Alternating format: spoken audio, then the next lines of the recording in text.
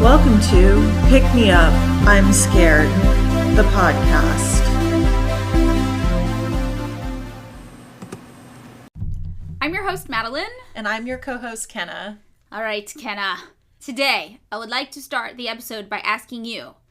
This is a hard one. Okay. Do you know anybody under the age of 50 who you think has never in their entire life done an illegal drug? Yes, I do. Really? Who is it? You don't have to say their name. You can describe them.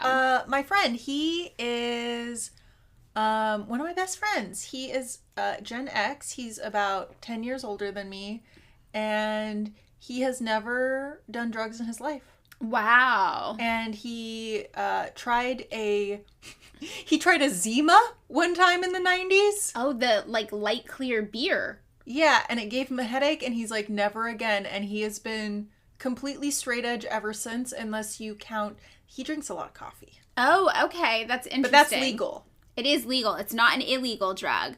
That's pretty good that you were able to conjure that up. I was really racking my brain, and I was even going through all the straight edge people I knew. But the thing is, he is close to 50. He is close. Because he's almost 10 years older than me. I think he's 8 years older than me, 9 years older. But I still think Gen X, I would expect them to have done an illegal drug. He never has.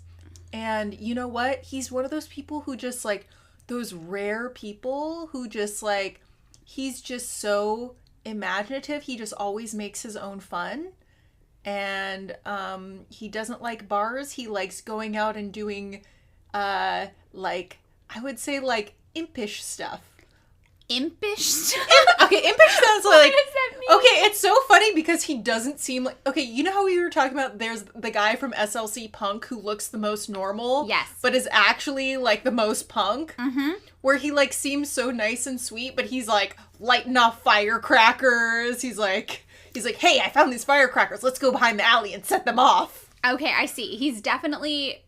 supplementing the rush of drug use with other non-drug entities. Yeah, but I think that what we consider mostly healthy coping mechanisms. And benign. And playing music. And, but just he has a lot of energy. Interesting. Okay, well, that's still pretty good that you came up with someone, because even when I went through all the people I knew who were straight edge, eventually they did drugs, or first they did drugs. Yeah, I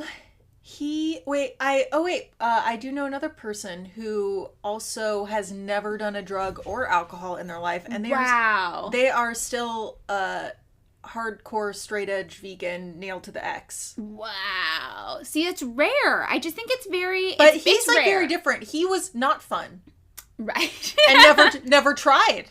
He was from the Ian MacKay school of yeah, I think more from sobriety. Oh gosh. There's another straight edge hardcore band that is not fun, and they beat people up. Oh, it's hate edge as a genre. It's a genre called hate edge, and it's if you're not straight edge, we will with baseball bats beat you up. And you're just so violence is the answer? Yes, they're very violent. They're very repressed. I remember this, and I also remember growing up when we did in the early 2000s, 2000 to 2005 maybe, there was a website called breakingedge.com. Do you remember this? Oh, no, but he probably does. Oh, yeah. You would report someone if you saw them breaking edge, and you'd put them on the website, and then other straight edge people in your town would be like, fuck you. And then they'd all ostracize you or beat you up. It was very huge in the hardcore scene. Yeah, I think that, oh, yeah, it's so funny that I know a fun person who's just never wanted to do an illegal drug. I don't need it because I just have too much fun. And the other one who is just fuck illegal drugs. Yes. And I think that he did it not because of he already was having fun. I think he actually had a compulsion to not do drugs. Oh, that makes sense, yeah. I don't know how to describe it, and I don't want to, Like a purity compulsion. Yes. No, that makes sense to me. As a person with obsessive compulsive disorder, I can understand that. He also had severe OCD. Yes. No, that makes sense to me. Whereas, he also had a fear of ever being, inebriated. Yes. Even drinking too much coffee, I yes. think, was, a fear of his. No, that totally makes sense. I feel if I think about it, there are people that I know who the only drug they've done is like they've smoked weed and they've never done anything else. You know, we live in California, and here that's California sober. Yeah, we call that California sober. If you just smoke weed, you're California sober. That is what we call it. Yeah, here recreational like marijuana use by adults, it became fully legal in 2016. But before that, obviously it was illegal, which meant that a lot of people were doing illegal drugs every single time they smoked pot or like made weed brownies, which is definitely skewing the data in my personal life. But it's still mind-blowing and shocking to think that like just smoking weed means you're an illegal drug user. Technically, it is a federal, against federal law. Right. You know, and here in California, obviously now, you know, it's not illegal, but in 31 states, it's still considered an illegal drug at a recreational level. Yeah, isn't it the biggest one like New York, or did they just legalize it? Oh, I'm not sure if New York is legal or not. For a long time, it was still illegal. I think it is legal. I think last time I went, it was legal. Okay. I could have made that up, but I feel 51% sure it's legal. A low sure. Me being from Colorado, I've just assumed it's been legal everywhere for a long fucking time. Yeah. Okay, I have a question for you, actually. As a Coloradan, you might be pretty good at this. Like, if you had to guess what the top 3 most popular drugs are in the United States, what do you think they would be? Probably weed, cocaine, and meth. Okay, I feel like those are pretty good guesses. Number 1 is weed. Yeah, around 18% of Americans in a 2020 study admitted to having used marijuana in the past year. And that doesn't sound like a lot, but when you think about it, you're like, oh, that's almost 1 in 5 people just in the past year alone. Yeah. So that's a lot of people. Okay, I feel like drugs have their different phases. So I feel like now maybe different drugs are popular, like maybe more like mushrooms and ketamine are on the list. Yes. Rather than, but I'd say a consistent one would probably be cocaine. Okay. This is anecdotally. Yes, no, for sure. So the second one is actually like opioids, pain medication. Oh, that makes sense. Yeah, and this made sense to me too because we did have an opioid epidemic here in the United States, and this includes things like oxycodone, which would be like Oxycontin or Percocet. I didn't even think about pills. I just was like, oh, like heroin, where it's just like, because I'm just like, oh, well, you're prescribed opiates, but I'm like, I'm a bunch of people, like, if you're not prescribed a pill and you take it, that's illegal. That is illegal, yeah. Also, it includes hydrocodone, things like Vicodin, codeine, morphine, methadone, and fentanyl. Ooh. And that's in, like, everything. And in that same 2020 survey, over 3% of people polled admitted to having using opioids in the past year. Wow. Well, they prescribe, like, because after I had back surgery, they just gave me Oxycontin. I feel like you have the look where people will give you prescription drugs. They will just give me drugs. You look pure. Nobody will prescribe me drugs, and even if I need them. I don't want them. Like, every time they give me stuff, I never use it to the end because, like, they just make me, like, narcotics make me feel terrible. Like, I just stick to ibuprofen. Yeah, the only drug I've ever been prescribed that I was like, I would take this every fucking day isn't even the one you'd expect. It's just the anti-nausea medication. Prescription strength anti-nausea medication. Because of my anxiety disorder, I'm nauseous constantly. Everything that happens in my body manifests through nausea. So when they gave me that, I was like, this is the good shit. And I remember the nurse being like, this is not a painkiller. And I was like, I know. I'm just nauseous all the time. Wow. I know. Yeah, I actually have a prescription for that because I get migraines. Oh, it's so good. Okay. So then the third one, I think you were actually kind of on the nose with this third one. It is hallucinogenics, which is a pretty broad category. But that's around 2.5% of people polled in 2020 said they'd done a hallucinogenic drug in the past year. Yeah, especially because I think, like, you know, there's all this stuff. Remember when, like, Joe Rogan got into, like, DMT and shit? No, I know nothing about Joe Rogan. I only recently realized he was the guy from that TV show Fear Factor, like last year. What? You didn't know that? No, I almost called it yesteryear. Also, yesteryear. And The Man Show. I liked News Radio. I mean, The Man Show was hot garbage, but I don't think I saw The Man Show. It just whatever you would think from a show about men in the 90s. Adam Carolla was in it. Was it like sketch comedy or like? It was kind of sketch I think it was like skits. Yeah, I think it was sketch comedy. I don't remember a lot, but they had a basically like one of every time at the closing credits they had girls in skirts jumping on trampolines. Oh, I remember this. Oh, it must have played right before something I watched on TV, because I would always tune in to watch something and the end would be girls in skirts jumping on trampolines. Yeah. I know. I just put that together. Which I guess to me it's like, it's only for men? Yeah, or gay women or people who like trampolines. I like trampolines. I was just always like, damn, I want to jump on a trampoline every time. Yes. Okay, that's fucked up where my brain goes. I'm like, God, I'm so jealous. I'm so jealous of that trampoline. I want to be high on anti-nausea medication jumping on a trampoline. That does sound really fun. Right? Okay, so the hallucinogenic category, it's pretty big. It includes things like acid, obviously. It includes like MDMA and like, you know, growing up, we used to call that ecstasy, and now people call it Molly, or, you know, also like mushrooms, ayahuasca, and yeah, DMT. Yeah, I feel like in like just since in the past like 10 years, I've just seen an explosion of people doing like hallucinogenics as like, I'm using air quotes, like medicinally. Yes. Or even like ketamine, which I don't know if is a hallucinogenic or not. Ketamine's not a hallucinogenic, but what's interesting about the hallucinogenics is, have you noticed people are microdosing mushrooms more now? Yeah, where it's just like, they're like, it's about like my mental health, or it's about like self-care rather than like getting fucked up, or like, yes, ketamine's or like like that too. going on like a trip, which is like interesting to me, because I feel like too, like right after I moved from Portland, it seemed like every like person I met was like, oh yeah, so and so did ayahuasca and now they're doing and changed their life, and I'm like, you needed to do ayahuasca to do that?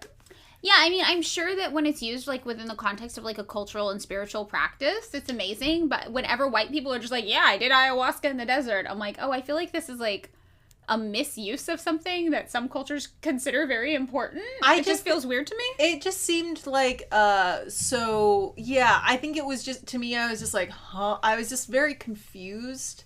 But it did seem that definitely ayahuasca is on the radar now. Yeah. As well as, like, yeah, people microdosing mushrooms, not to get, like, not to be like, woo, like, I'm seeing the dead, I'm taking mushrooms. Right. It's like, you hear of like Silicon Valley people like microdosing like acid or mushrooms to be like more productive. Yeah, actually there was this like tech podcast that I listened to once where they microdosed LSD, I think, and recorded its effects for like a week. But by the end of the week, they were pretty fucking high just at work. And they're like, I was so productive.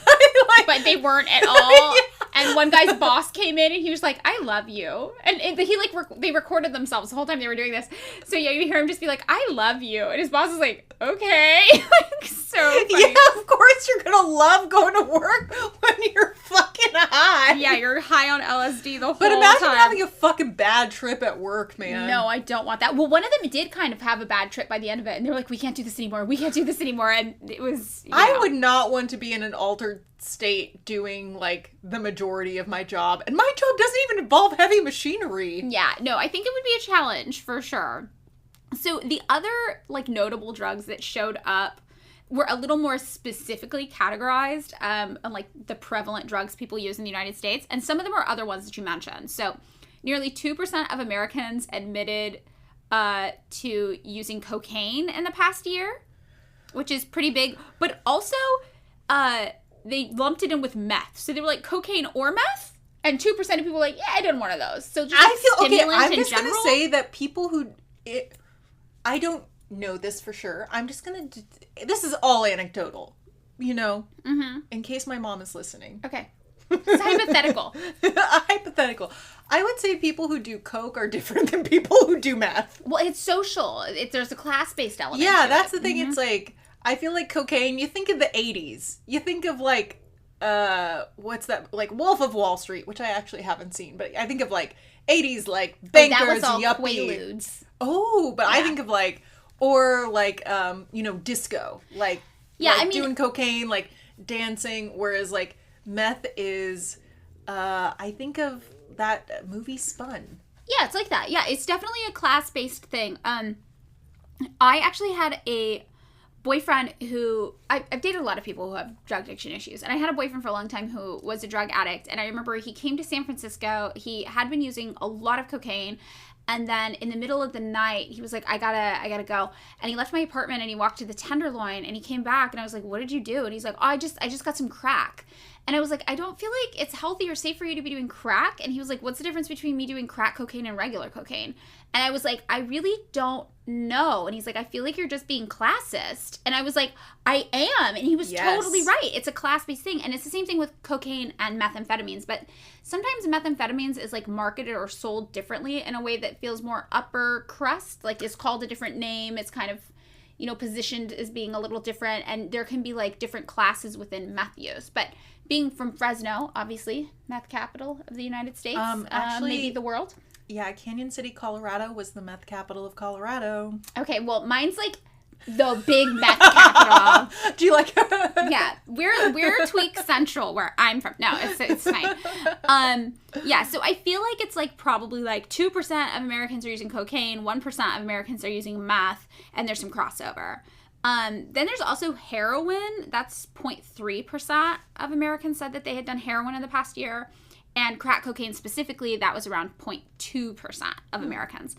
And it is worth noting that the use of cocaine and meth are both on the decline. But the use of things like weed and like ketamine, that's up, like you kind of talked about. Yeah, I feel like weed, though, seems kind of like to me, weed is like way less powerful than booze. Like, I think it depends on how you're doing it. Because like I take edibles. That's true. That is true. Like, yeah. I have accidentally gone to space on one edible. And yes. I was like, I don't know how to talk anymore. Yes, I have several good edible stories. Most of them involve me realizing I'm too high and trying to instantly be as responsible as possible. But one of the stories, I took an edible and I was like, I'm going to go home. It hasn't kicked in. While I was driving, it apparently kicked in and I instantly was like, it is unsafe for me to be in a vehicle. So I just exited my car, but I left my car in the middle of a lane in the middle of the night here in Los Angeles with the door open and the key in the ignition and walked home because it was like not safe for me to drive it anymore because I was high, which I'm proud of Madeline for being like, nope, I'm high. Get out of the car. Don't operate the vehicle. But I'm just like, this is like such like an I'm 22 story, you know?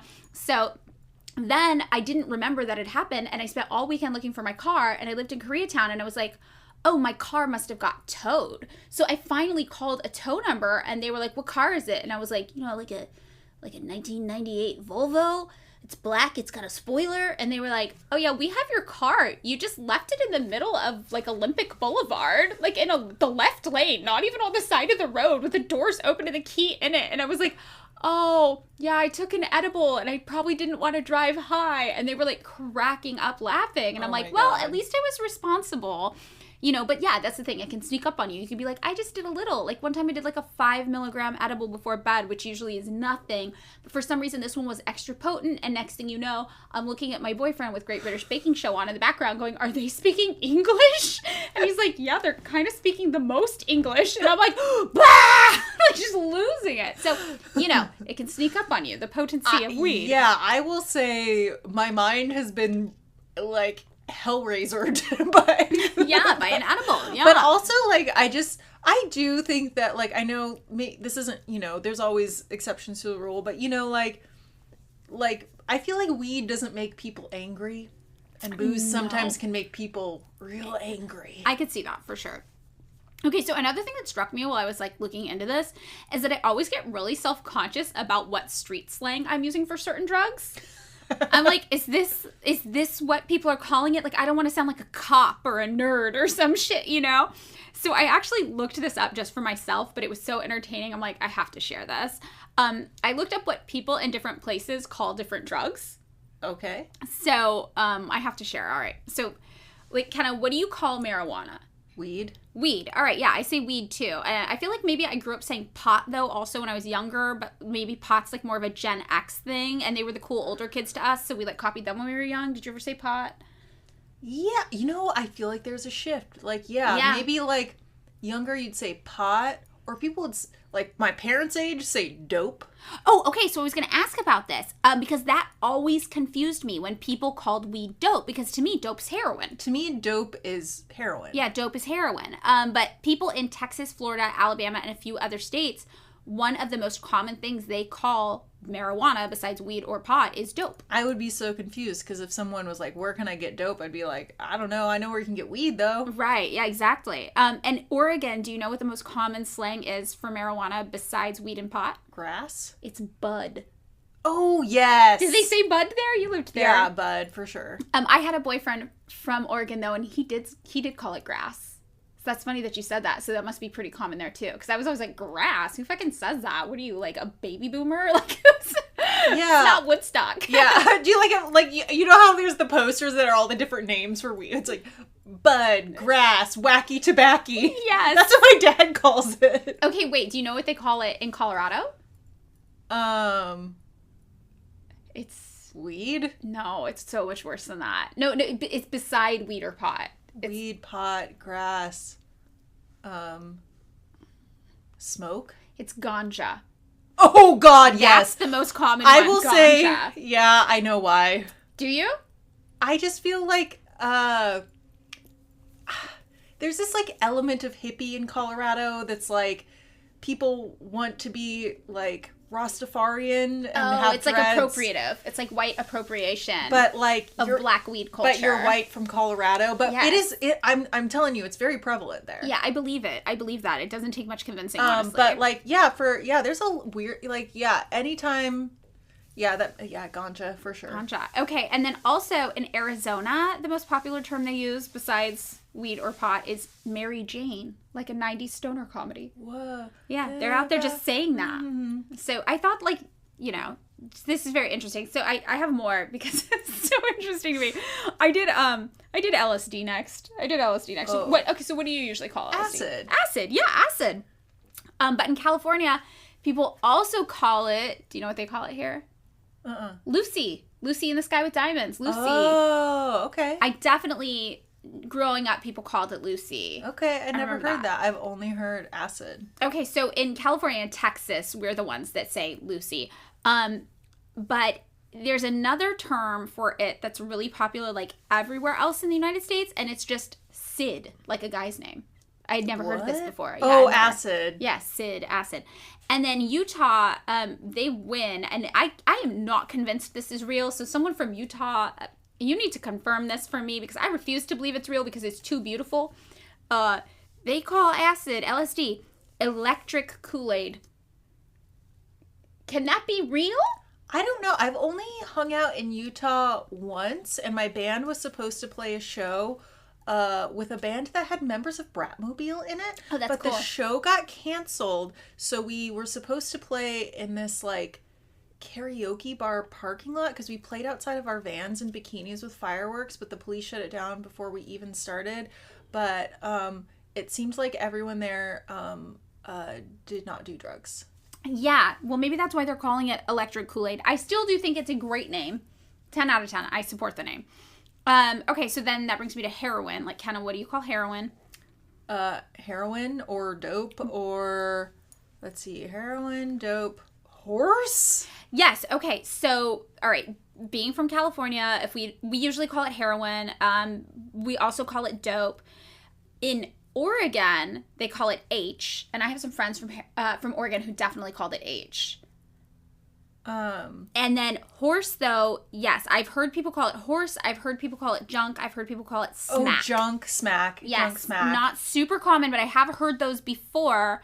But the one that really stood out to me is what they sometimes call it in Florida, which is boy. Weird. B-O-Y, just boy.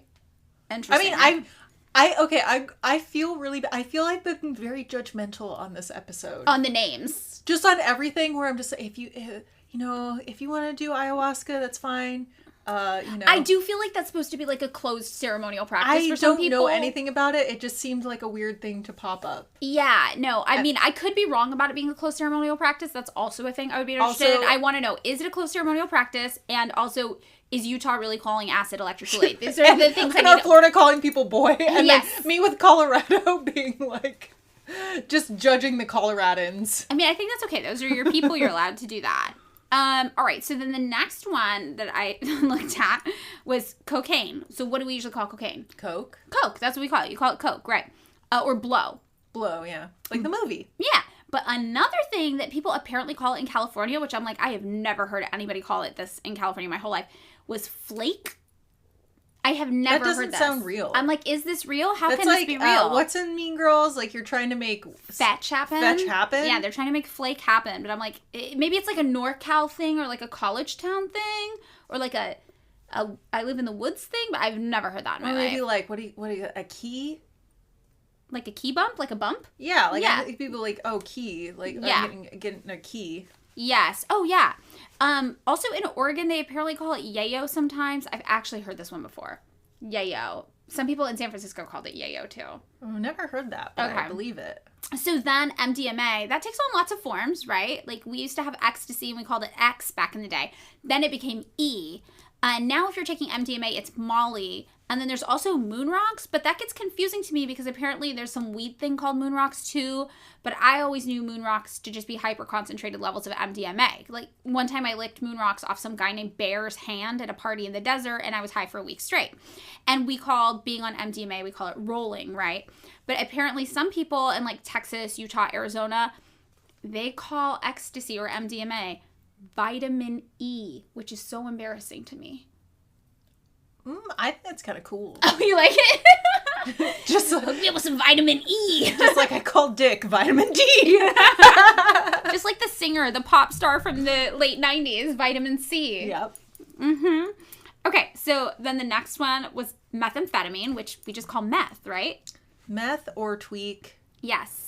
I feel like there's another one. There is. Okay, so here in California, we definitely say tweak a lot. Ice? Yeah, people say ice. Being from Fresno, math capital of the world, we definitely said tweak most of the time, and people who were high on meth were tweaking. Yeah, we called people who did meth tweakers. Tweakers, yeah. If you're tweaking, you're a tweaker. Yeah, definitely, 100%. But also some people called it speed or crank. Oh, yeah, speed. Right, speed. Crank. And I think, like, speed, that's one of the things I was thinking of where I'm like, oh, that's kind of like the higher-end marketing. That's like the middle-class marketing of meth is, like, you're doing speed. You're, like, middle-class, maybe a college kid. And that's actually it's so funny. That's actually what we called it when I was young, was speed. Yes. Okay. So I feel like tweak is the more like you're broke and you're on the street and you're doing tweak. But then speed is what like respectable middle class people do when they do math. But it's the same thing. Just because I feel like there was like different types of it and people would call it different stuff. And that there was like, I think this stuff called like, was it shatter or something? Shatter, yeah. Was shatter meth though? I thought shatter was. I thought it was like a. There's shard. Maybe. That was in Oregon and Texas. People do shard. Maybe that's what it was. Yeah, that's how I felt about MDMA. I'm like, I don't think that like ecstasy and Molly and moon rocks are all the same thing. Because like growing up, I always had this colloquial understanding that when I was doing, they were different things. We need to like, you know how like they have like they interview people like behind like anonymous. We just need to anonymously interview a drug dealer and be like, what do you call it? Yeah, like I want to know. Okay, so yeah, then next is Xanax. And Kenna, what would you call Xanax? Xans? Okay. Or bars? A bar, yeah. Bars, Xannies, Xans, for sure. That's what I definitely called it. But apparently they're trying to tell me on the internet that in Oregon, people call it Hulk. Is this real? Can you confirm this as a former Oregonian? Hulk. No. Okay, well, apparently a lot of states, people are out here calling Xanax Hulk. I don't really do a lot of drugs, so I don't know this stuff. I only know it from like, you know, like friends of friends or and like media or like, you know, when you like, I feel like if you're like going like nightlife, you just hear of people doing it or like people around, even if you're not. So you're just like, oh, you just pick it up, but it's like I don't really know, like. Well, that's the thing. It's like drugs are like ingrained in our culture. Like it's a part they of really our culture. Are. Like especially if you go out at night at all, if you're like in a scene that's around music, you will encounter it. Yeah, it's pretty common. And in 2019, more than 138 million Americans over the age of 12 said that they had used illicit drugs at least once in their lifetime. And you know, the whole population of the United States over the age of 12 is like 305 million people. So that's like 45% at least. And when people conduct polls, they usually find that roughly half of people polled admit to having used drugs at least once in their life, illegal drugs. So that's, again, just the people who admit to it. Like, some people aren't going to want to incriminate themselves, right? So they're not going to be like, yeah, I'm using drugs all the time. They're going to be like, no, who are you, a cop? Get away from me. Yeah, if, like, my mom is standing there, like, while I'm answering, I feel like, no, I have never done one drug I have not seen a drug. I don't know. Yeah. What is weed? What is Actually, drug? no.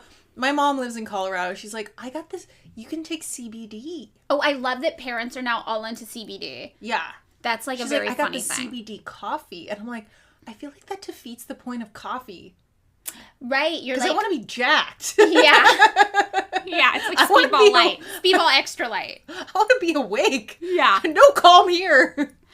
Well, okay. So for most people, drug use is pretty common and casual, and it's just like integrated into your normal life, right? Like 70% of people currently using illicit drugs are fully employed.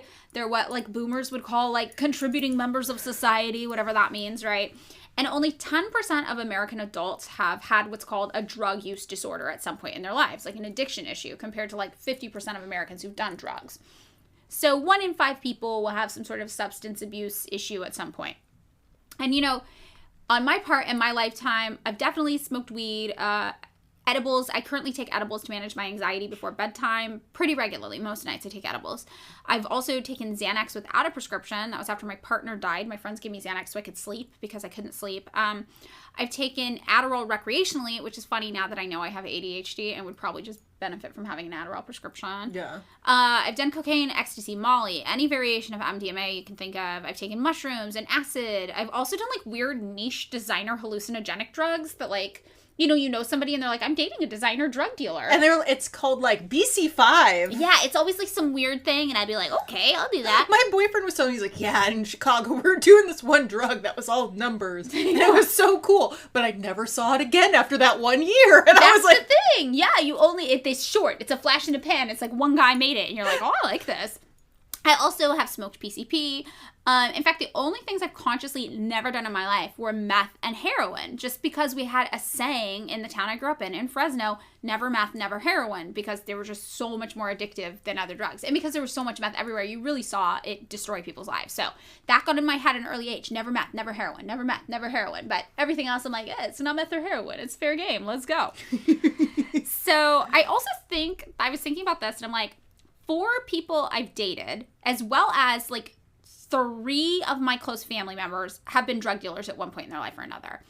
And that's funny because if you know me, like it sounds like I'm just like using drugs all the time based on this. I've never been like a huge partier, not judging people who do use drugs a lot, obviously.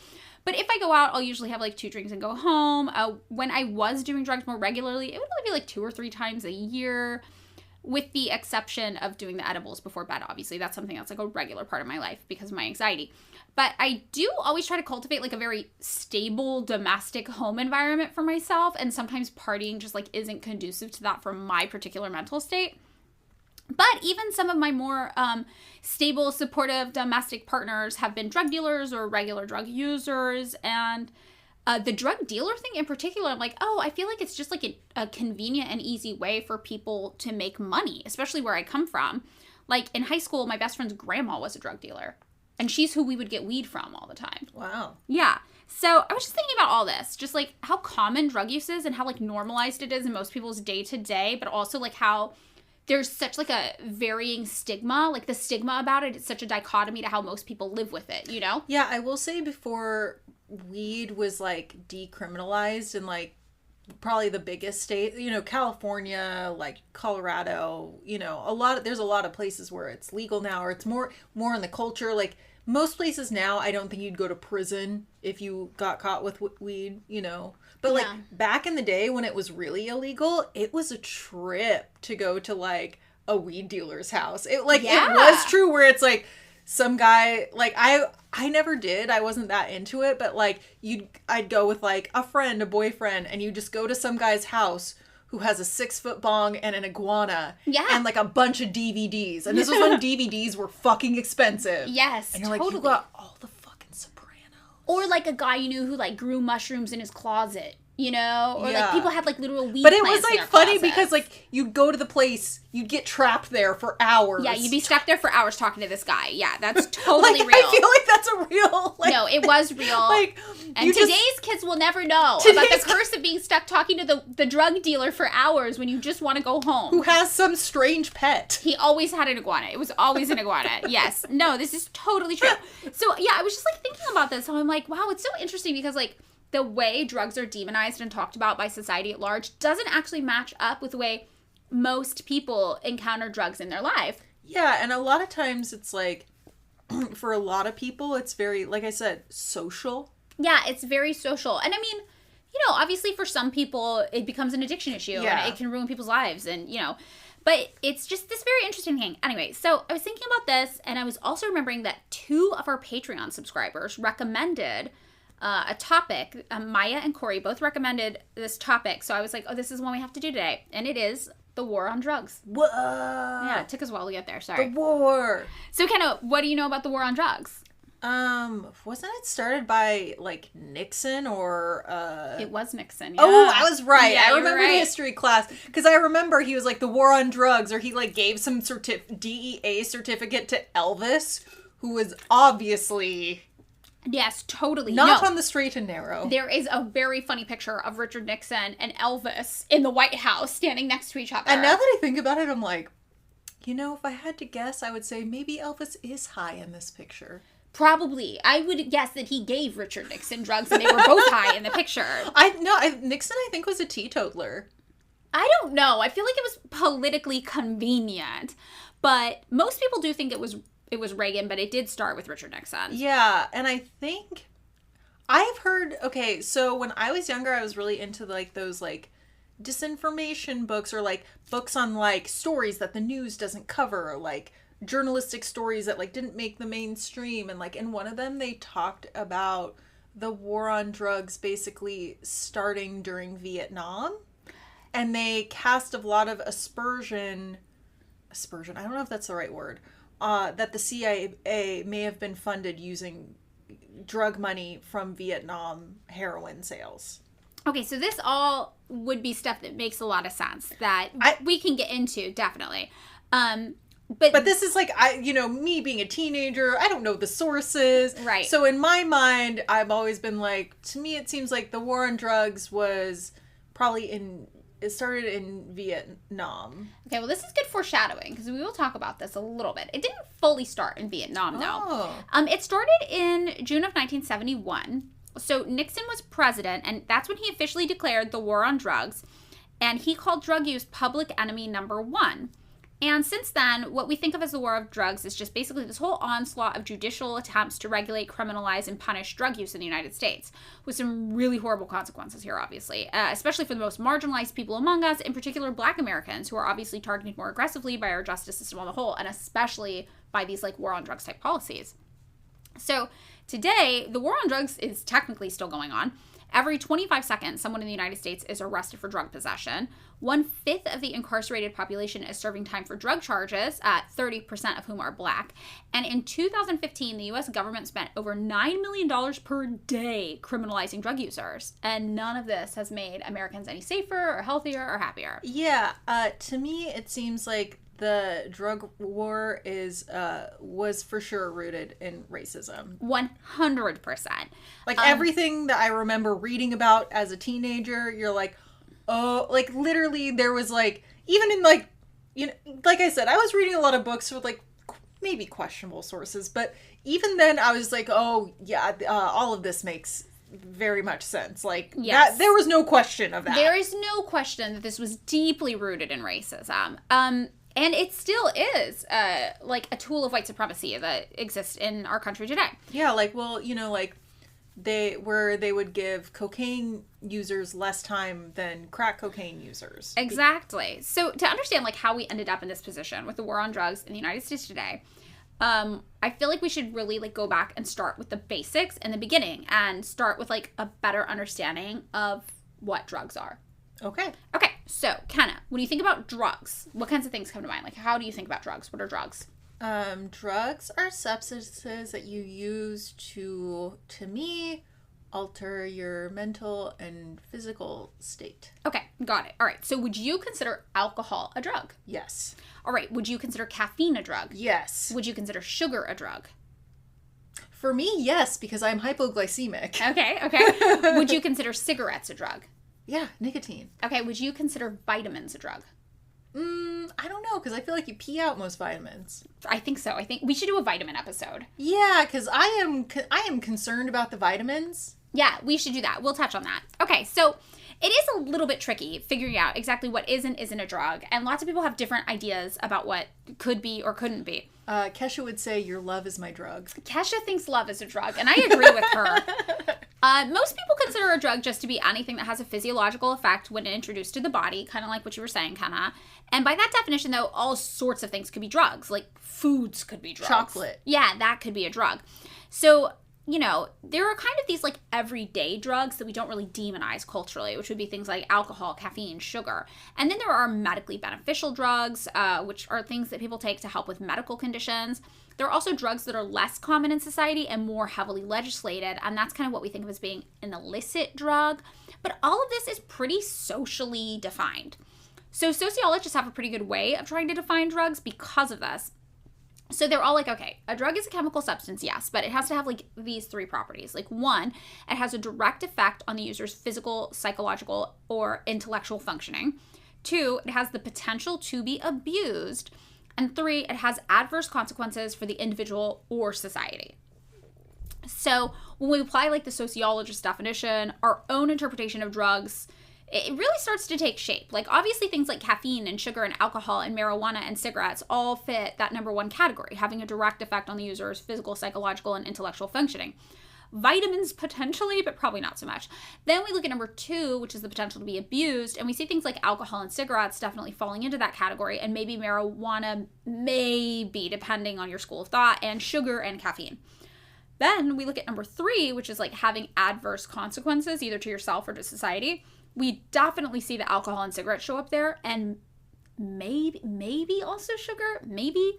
And maybe to some degree marijuana, depending on your definition again of like a bad effect.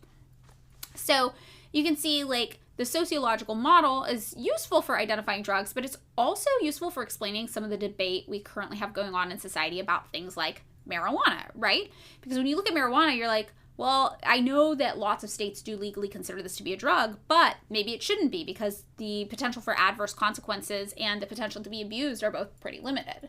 Yeah, I mean, like, I would say, like, the most abuse I've seen of marijuana is people just too high to drive.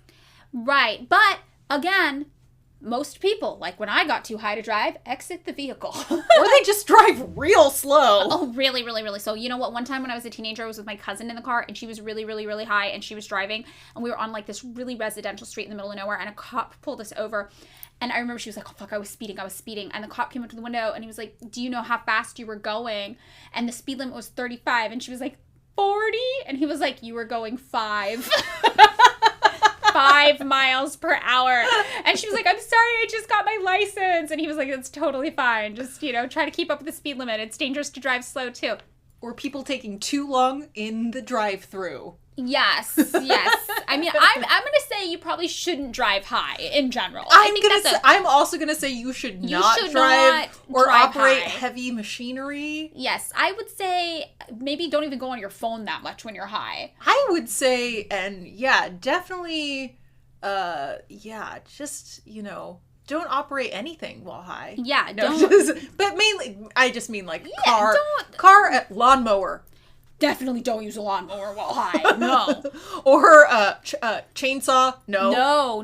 Don't be on the roof high either. No, you definitely don't want to be on the roof high. Don't be cleaning out your gutters high. No. Even Ambien. Like, I had a boyfriend once. We lived on like the 7th floor of an apartment building, and he took Ambien, and Ambien will fuck you up. He had like really bad insomnia. He tried to climb out the window and jump because he was like, I can fly. Scary. My first or second year in college, when I still lived at the dorms, there was this, basically that's when Ambien hit. Yes. And everybody was doing the thing where they stayed up instead of going straight to sleep. Yeah. And people were doing fucked up shit. Ambien's gnarly. Like, I think like people were like just like basically like sleepwalking, but doing like hurting themselves, like bad. Don't do it. No, you Go don't want to straight stay to up on sleep. Ambien. No, it's really fucked up and scary. Straight to sleep. But yeah, so basically there's no short and easy answer for what a drug is, other than the fact that like society's decided this thing is a drug. Like society's decided sugar isn't really a drug, so sugar's not a drug. Even though it's like, well, sugar's not that different from all these things we do consider drugs. I mean, I get amped up when I eat sugar. Right. But you know, it's like it's very inconsistent, our designations for drugs from a social perspective. And because of this, it's probably not surprising that what's considered a drug changes depending on who you're talking to and where you go. Like here in California, I don't really think we'd consider like weed to be a drug. Yeah, that's why people say California sober. Right, exactly. So regular people you talk to, you know, definitely wouldn't be like, yes, I am using a drug. I am smoking the marijuana. But obviously our court systems in California still do have more than 30,000 people waiting for felonies, misdemeanors, and other marijuana-related convictions to be cleared from their records, many of whom I'm confident are black men disproportionately targeted.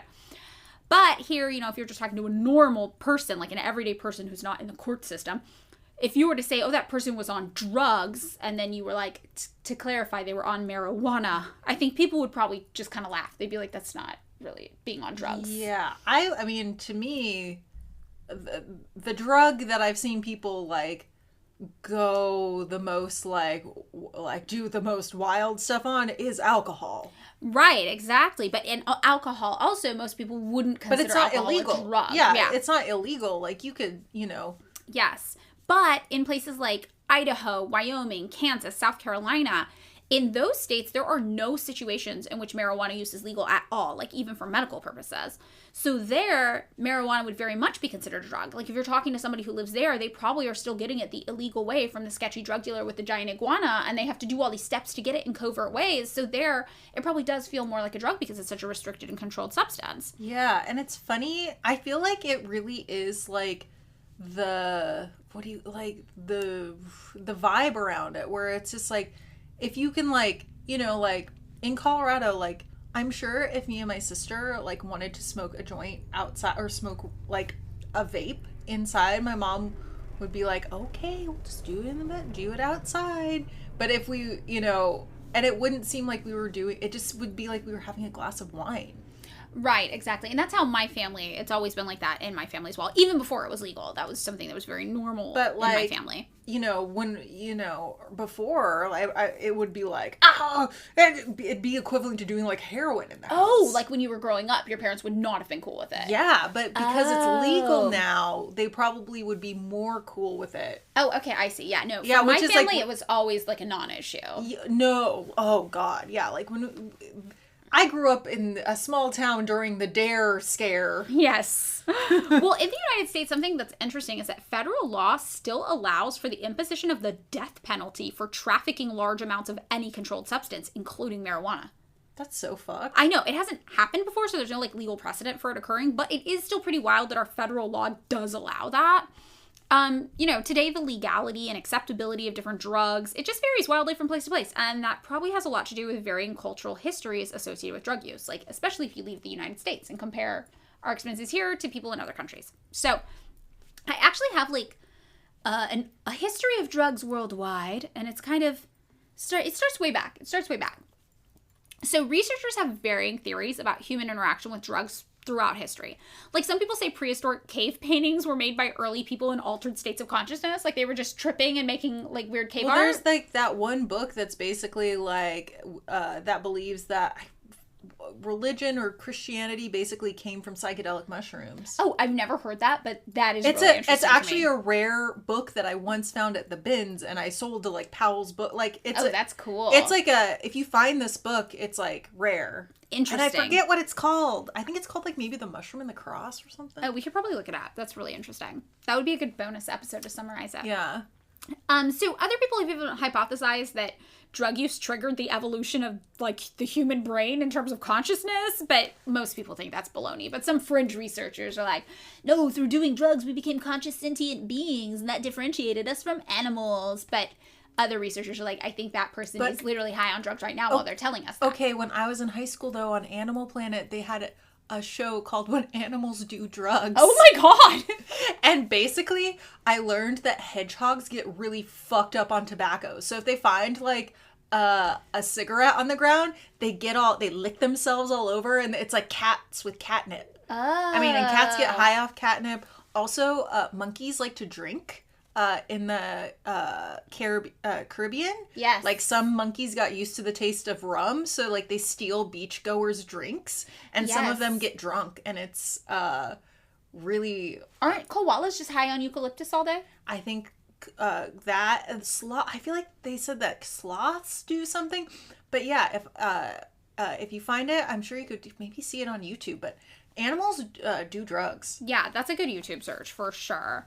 What we do like definitely know is that early humans most likely ingested a hallucinogenic plant called caiche, even if they were only doing it during rituals. And you know, kind of, we talk about this study sometimes on here about the rats and the drugs. I forget. Okay, so it's the study where the rats were put in two different environments. One was this like really depressing environment where they were kept isolated in small cages alone with nothing to do. But the other was like this veritable rat paradise filled with other rats, so they could have happy rat communities, and there were lots of toys and interesting games and things to explore like tubes. And both sets of rats were given two different sets of water options. So they could either have plain water or they could have water laced with cocaine. Cool. Yeah. So all of the rats tried both containers once, right? But the happy rats in rat paradise, they did not go back to the cocaine water. They just chose to drink the normal healthy water instead. Basically, they were like too happy, and being high on cocaine distracted them from their awesome, cool rat stuff they wanted to do. But the sad, isolated rats, they chose the cocaine water over and over and over again. Wow. Yeah, and this experiment has since been replicated a number of times in different ways. So one addiction researcher, Professor Alexander, who was involved in the study, says the drug only becomes irresistible when the opportunity for normal social existence is destroyed. So what does this mean about early humans and the caiche plant? Well, since they only really used it in rituals, most researchers think this is probably because they were just kind of happy, which is really interesting. So they got to experience sunlight and nature all day and spend time with friends and family, and all of these are like pretty powerful natural antidepressants, which, you know, there's not a direct correlative link between depression and drug use, but there is like this weird like co-occurrence between mental health issues and substance use. They intermingle even if it's not like causal. According to most researchers, people do have varying perspectives on that. So this doesn't mean that ancient people like definitely weren't using drugs ever. It just means that out of the evidence we have, it seems to suggest it wasn't commonplace enough or important enough to be major parts of people's everyday lives like in a prehistoric era. And this all really started to change around the Neolithic Revolution in 10,000 BC. So as early as 10,000 BC, the Natufians, which is a Mesolithic hunter-gatherer people in the Mediterranean, they are thought to have been mastering beer making. So, ooh, I love beer. Okay, so right when kind of like the idea of substance use is like a normal part of your everyday life comes on the scene, people are just like, yes, fuck it, let's get drunk. This was number one. So then around 8850 BC, we start to see also evidence popping up around the Americas that people were chewing on coca leaves, which is cocaine, right? So they did this. They would include a pinch of lime, and that would help release the leaves' psychoactive properties. And this was usually going on in a spiritual capacity or a medicinal capacity. And a lot of people link spirituality and medicinal practices like as being very similar in early times, especially. But also it was going on just as like a social thing or on an individual level, just as a stimulant to like help you be productive, much the same way we see it being used today. So pretty similar. So not much has changed about like why we do cocaine since the year 8850 BC. Then in like 8100 BC in Asia, cannabis seeds started to appear like in ritual kind of ceremonial architectural dig sites. We see this. But we see it in China, we see it in Japan, and we see it used in a lot of different ways. So cannabis came from Asia? Yeah, that's where the earliest... Interesting. For some reason, you know, when we did the food episode, I would have guessed North America. Oh, yeah. Very interesting. We also see cannabis from Asia start to really travel around the world on trade routes super early. So that could be why, because it ended up a lot of different places. By 1700 BC, early discussions about cannabis use were found in sacred Hindu texts in India, which said that cannabis was one of 5 sacred plants and a guardian angel lived in its leaves.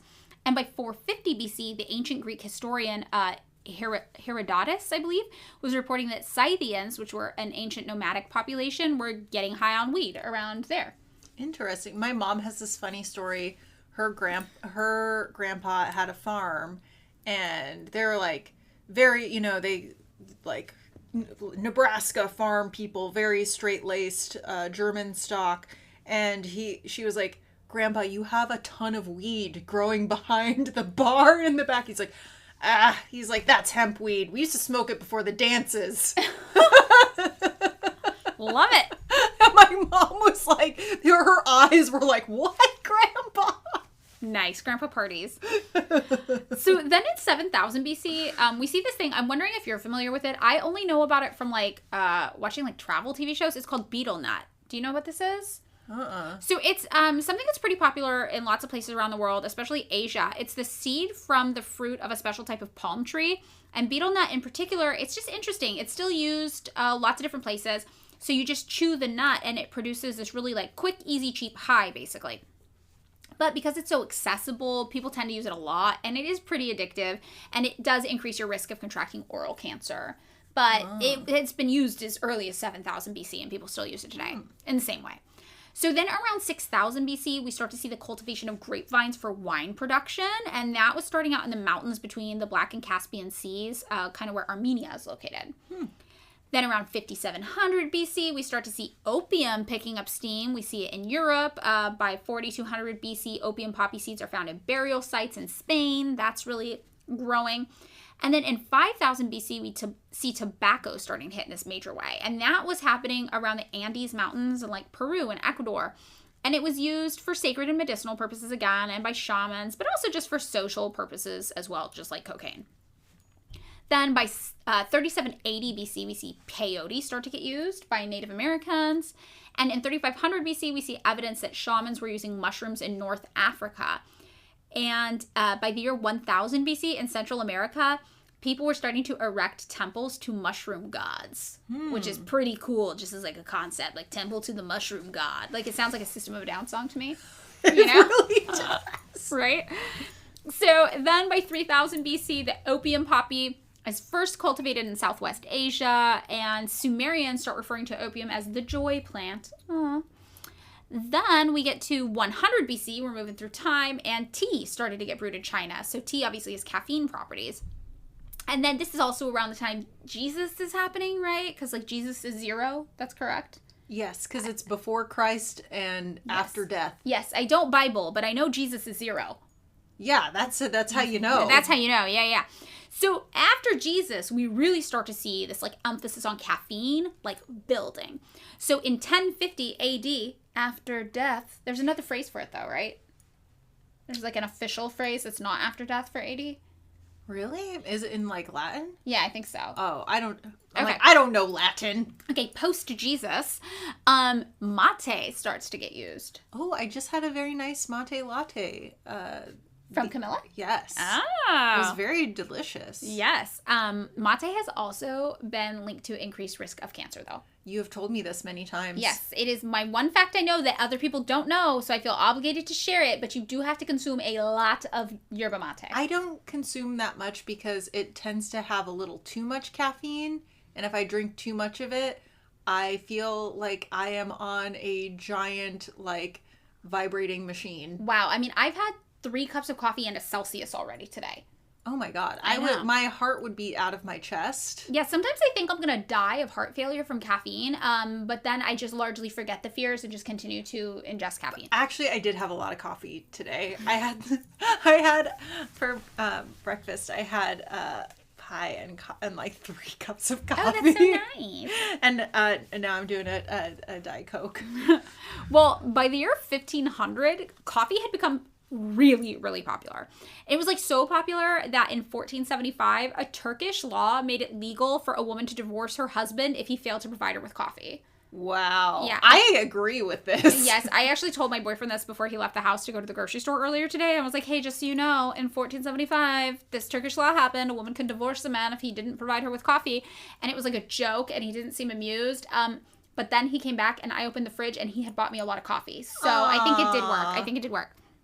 Then by 1633, this Ottoman Sultan, Murad IV, banned coffee houses completely because he was like, these are becoming hotbeds of political dissent, which I think is pretty cool. Well, you drink coffee, you hate the government, you got all the energy, you're like, let's do something about this. Well, I think, like, wasn't that a thing in, like, Europe, too, before the, like, French Revolution? Is because you get jacked up on caffeine and you want to talk. Yeah, I mean, that could be. It makes sense. It's making sense to me.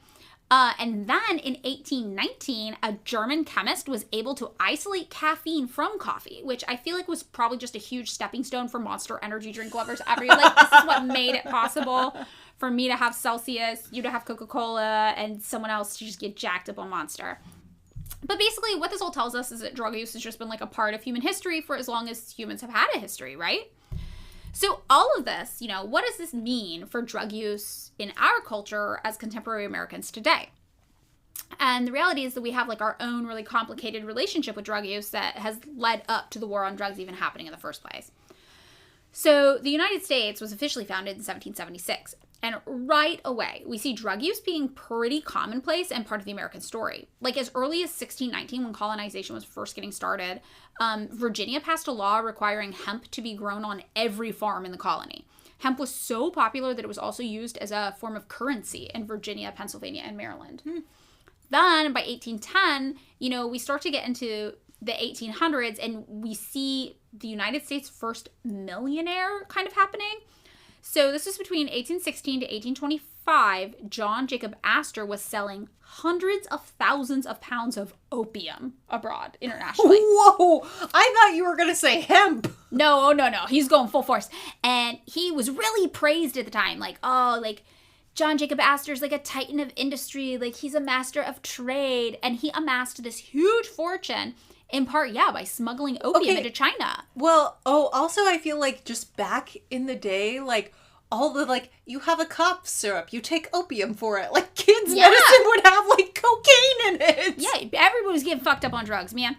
And in China, they were like, this opium's getting kind of out of control. So they had these imperial orders where they're like, we're not doing opium here anymore.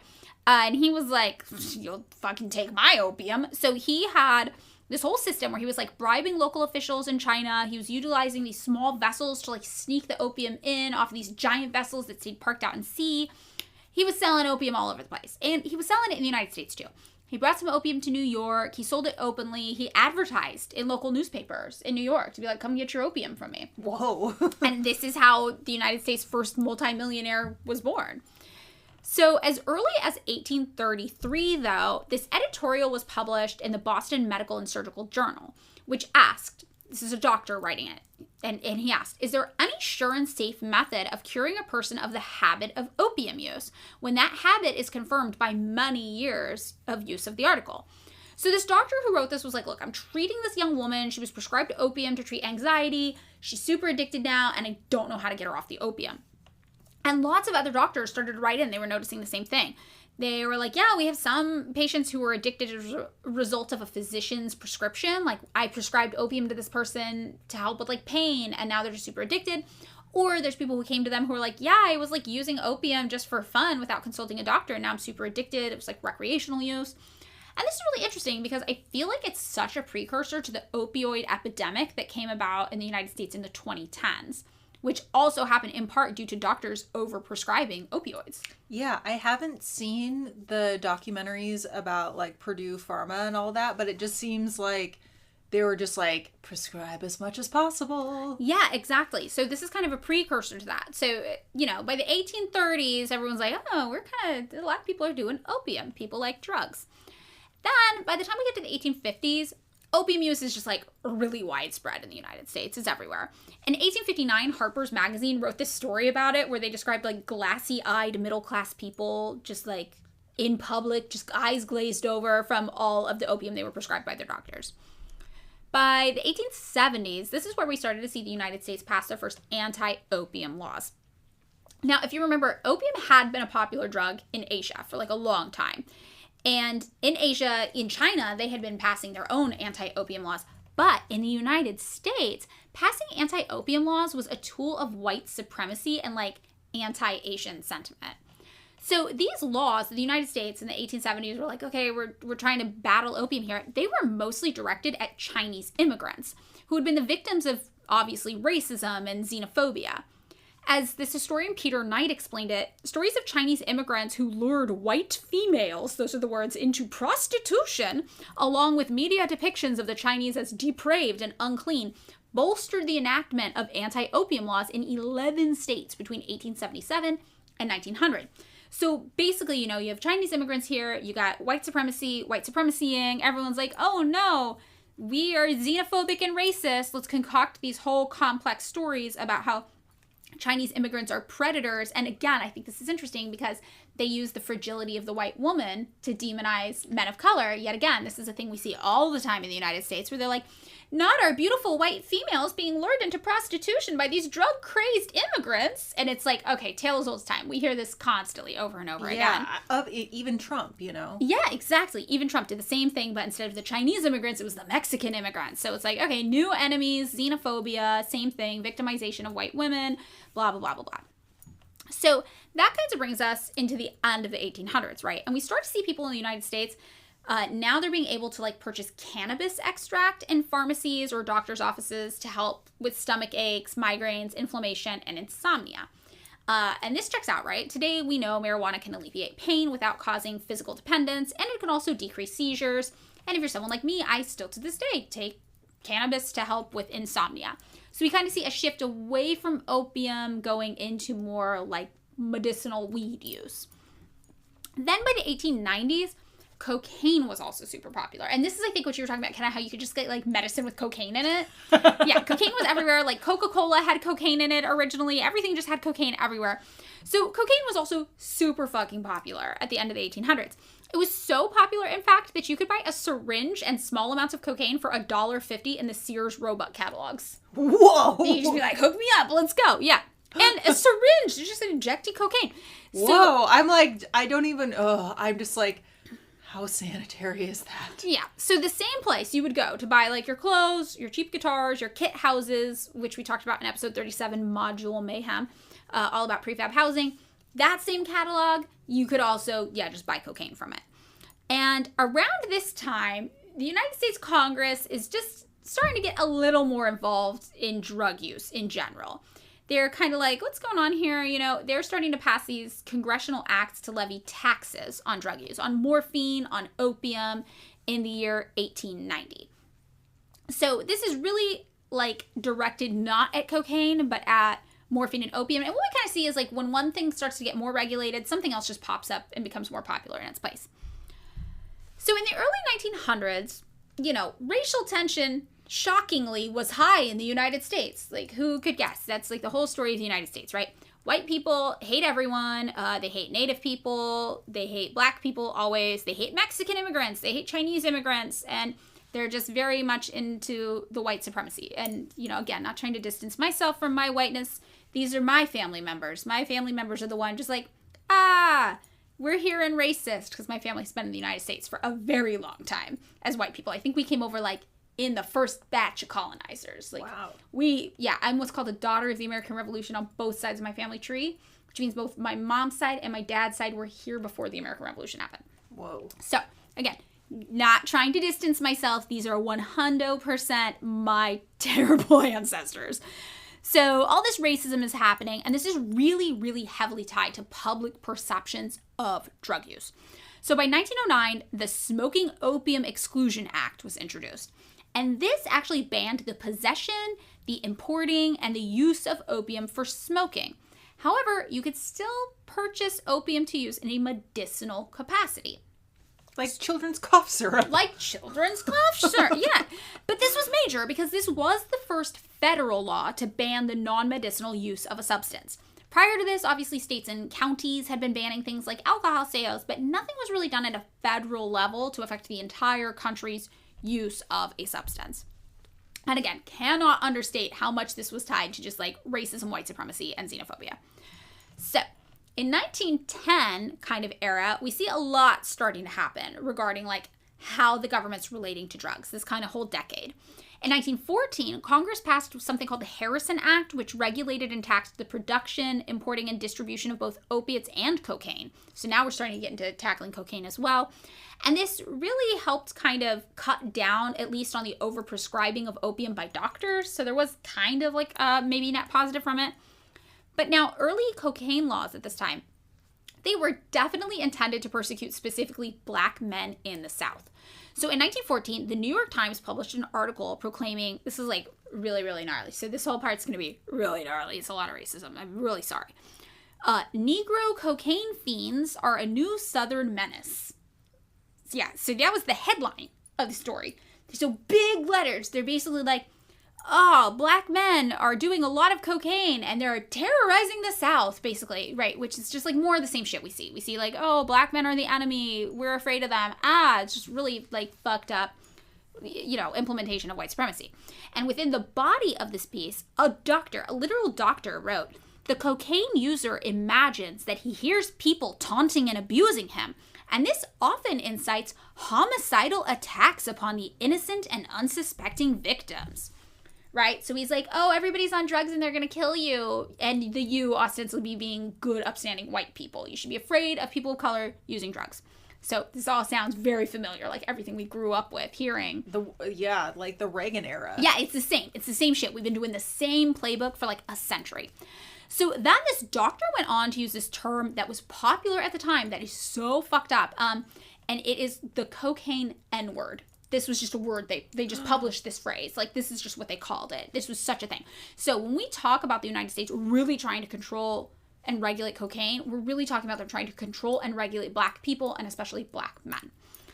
And this trend continued into some of the first anti-marijuana laws we saw, which were developing in the Midwest and the Southwest around the same time. But these were not directed towards Black men. They were directed towards Latino people. So, in 1910, the Mexican Revolution was happening, and refugees came to the United States to escape, the violence of the revolution back home. And with them, they brought weed, because weed was super commonplace in Mexico. People used it all the time. It was like drinking in, the United States or whatever. Now, if you remember, the U.S. had not had a problem with weed before, right? But since they were really xenophobic about these new immigrants from Mexico, it led to this increase in the demonization of marijuana. So, according to Eric Schlosser, who's the author of the book Reefer Madness, police officers in Texas claimed that marijuana incited violent crimes, aroused a lust for blood, and gave its users superhuman strength. Rumors spread that Mexicans were distributing this killer weed to unsuspecting American school children. So if this doesn't really hammer home like the drug scares growing up, you remember like growing up, we were always told people were just going to give us a bunch of free drugs and get us all addicted to drugs as kids? Yeah, like someone was just going to hand you a bunch of PCP and somehow you decapitate someone. Yes. I remember reading this story in like an old Rolling Stone where they're like, what is making these people on PCP decapitate other people? And I'm like, what? Yeah. No, so this is totally the same thing. So in this whole decade, they're like, the Black men are going to be scary and violent with their cocaine, and the Latino men are going to be scary and violent with their weed, and they're giving them to kids, and they want to harm you, good, upstanding white people, and in particular, they want to harm the white women. I like the DARE thing in the 80s and or 90s being like, all these people are going to offer you, adults are going to offer you drugs. I'm like, what? Yeah, nobody's giving you free drugs. If there's one thing I know in this world. Drugs cost money unless you're super hot. Yes. So by 1919, basically, we start to see both alcohol prohibition laws and kind of drug laws in full effect, mostly as a way to control marginalized communities. So with the 18th Constitutional Amendment being ratified, this was happening in 1919, that banned the manufacture, transportation, and sale of intoxicating liquors. So this was prohibition. This is really when alcohol prohibition happens, and this is officially what we think of as the Prohibition era, prohibiting the use of alcohol completely. And Congress also passed that same year the National Prohibition Act, or the Volstead Act it's sometimes called, which provided guidelines on how to federally enforce this new era of alcohol prohibition. So the 1920s, like the flapper era, like the jazz era, the speakeasy era, this is really what we think of as the prohibition era, definitely. We have alcohol prohibition in addition to all these new anti-cocaine and anti-marijuana laws being passed.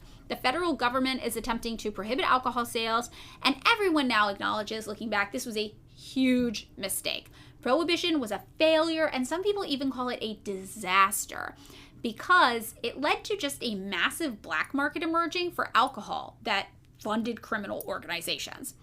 So an interesting thing about Prohibition is that at first, alcohol consumption did sharply decrease. They're like, look, alcohol, illegal. And everybody for a couple years couldn't get a hold of alcohol, so they weren't drinking. But then criminal organizations started to get more organized. They started planning how they could provide alcohol to the people because they knew the people wanted it. And they started to develop these complex systems for illegally funneling alcohol into speakeasies, which were like the underground illegal bars. And within just a few years, alcohol consumption was back up to 70% of its pre-prohibition level. Whoa. Yeah. This new alcohol, though, that people were drinking instead of the old, like, kind of legal alcohol, the new alcohol varied greatly in potency and quality. And it had like a bunch of terrible outcomes. Like, people were getting alcohol poisoning, people were dying. It was like fucked up, gnarly alcohol. And some people even say that this Prohibition era is directly responsible for the rise of the American mafia as we know it today. Oh, yeah, because because you're just like, people want to drink and there's a hole in the market. There's a hole in the market and the mob filled it. Like, yes. I'm like, that's capitalism 101. Right. That There's is a the hole free in the market. market. That's how your free market works. And this is important because this is something we see playing into the war on drugs that we'll get into later also. So it's important to remember. So by 1933, everyone was coming to terms with the fact that, making alcohol super illegal did not have a good or positive impact on society in any way, and people were still drinking alcohol. They're just really sketchy alcohol. So finally, the 21st Amendment was ratified, overturning the 18th and making alcohol legal once again. However, Congress set its sights on a new old enemy in the 1930s in a major way, which was marijuana. Right, aka the devil's lettuce. So, in 1937, now we're federally looking at marijuana legislation. The Marijuana Tax Act was passed. And remember, states were imposing their own weird, xenophobic, anti-immigrant marijuana laws, but this was at the federal level, which is different. This was the whole country. So, the Marijuana Tax Act was a federal law placed a tax on the sale of cannabis, hemp, or marijuana, right? And all of these are closely related, but apparently separated based on things like their psychotropic properties.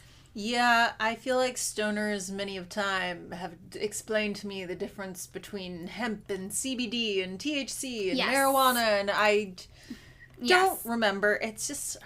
It's a lot. It's not an interest of mine, so I'm just like, Right. Well, it was an interest of the federal government, so they were like... They didn't make it illegal, but they're like, we're going to tax this. We're going to tax this so much. So some states, some counties made it illegal. The federal government was just like, if you want to do this, you got to give us a cut, right? So they placed these huge penalties on unpaid taxes from the sale of marijuana, like a $2,000 fine, which was huge at the time, and up to 5 years in prison. Whoa. Yeah, in 1933. And this was kind of riding the coattails of this whole reefer madness propaganda campaign that had taken hold at the time. So, Kenna, did you ever watch Reefer Madness, the movie? I feel like I have in high school, but I completely forgot. I think it's about, like, it's basically like if you smoke weed, you're gonna do murder and mayhem. Yeah, if you smoke weed, you'll murder somebody. That's basically the premise of this. So, Reefer Madness is a super sensationalized 1 hour long propaganda film used to make the U.S. public afraid of cannabis. So the premise is this. A high school principal is telling a bunch of parents, like, oh my god, marijuana cigarettes are ruining your kids' lives. There's like a drug dealer in this town who lures a bunch of teenagers into his house, which they call a reefer house, right? A reefer house? Yeah, and then he convinces them to smoke pot. He's like, take these reefer cigarettes, youth. And then from there, all the teenagers get addicted to reefer cigarettes and they fall into this miserable life of crime. They ruin their own lives. They ruin the lives of their families. And in the end, a young, sweet, innocent white girl dies, all because of this weed demon. And of course, there's also like these racist references to marijuana and jazz clubs thrown in there, since at the time, hipsters and jazz clubs dominated by black jazz artists like Cab Calloway, who had a song called Reefer Man, they were gaining popularity, right? So this was like a twofold thing. They're like, oh no, black men are gonna make your daughters smoke weed and kill themselves or whatever.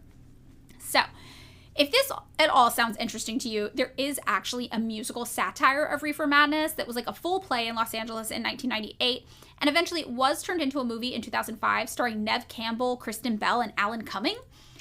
And it is pretty funny. It's pretty good. It's the original Reefer Madness, but it's very camp. It's very intentionally hilarious. I think the original was camp, but not intentionally. Not intentionally. So the musical version is great. I recommend it. Alan Cumming is amazing. But yeah, this kind of just tells you how gung-ho the U.S. government was about demonizing marijuana during the 1930s. And basically this federal prohibition it wasn't a federal prohibition. It was like a federal taxation, I guess, of marijuana came during a period of mass hysteria about Mexican immigrants and black jazz musicians. And yeah, again, this should sound familiar. Same playbook we've always been using. So basically, xenophobia and racism were filtered through these drug concerns. And the New York Times explained, police in Texas border towns demonized the plant in racial terms as the drug of immoral populations who were promptly labeled fiends. So, people were aware that this is kind of what was going on. By 1931, 29 states had outlawed marijuana. Wow. Yeah, it's a lot. So then that brings us to the 1940s. We got war going on, we got World War II, and by 1945, World War II had ended. And we all know via Operation Paperclip, which we've talked about in episodes before, that the U.S. government started bringing over a whole bunch of Nazis into the country under new identities to help with like military efforts and science efforts. Really, really fucked up. So this one extra fucked up dude, obviously Klaus Barbie. Have you heard of him? The name sounds familiar. Yeah, awful, awful, awful Nazi man. He became a CIA asset after World War II. So he didn't come to the United States under Operation Paperclip. He fled to South America, but the CIA did pay him to be an asset on behalf of the United States government. In South America, Klaus Barbie became friends with Pablo Escobar, as well as this other drug kingpin named Roberto Suarez Gomez, who was the inspiration for the movie Scarface.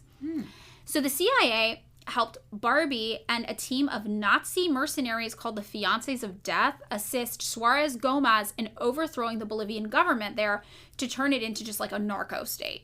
So already, this is where we see the CIA as early as the 1940s just being absolutely fucking horrible trash, right?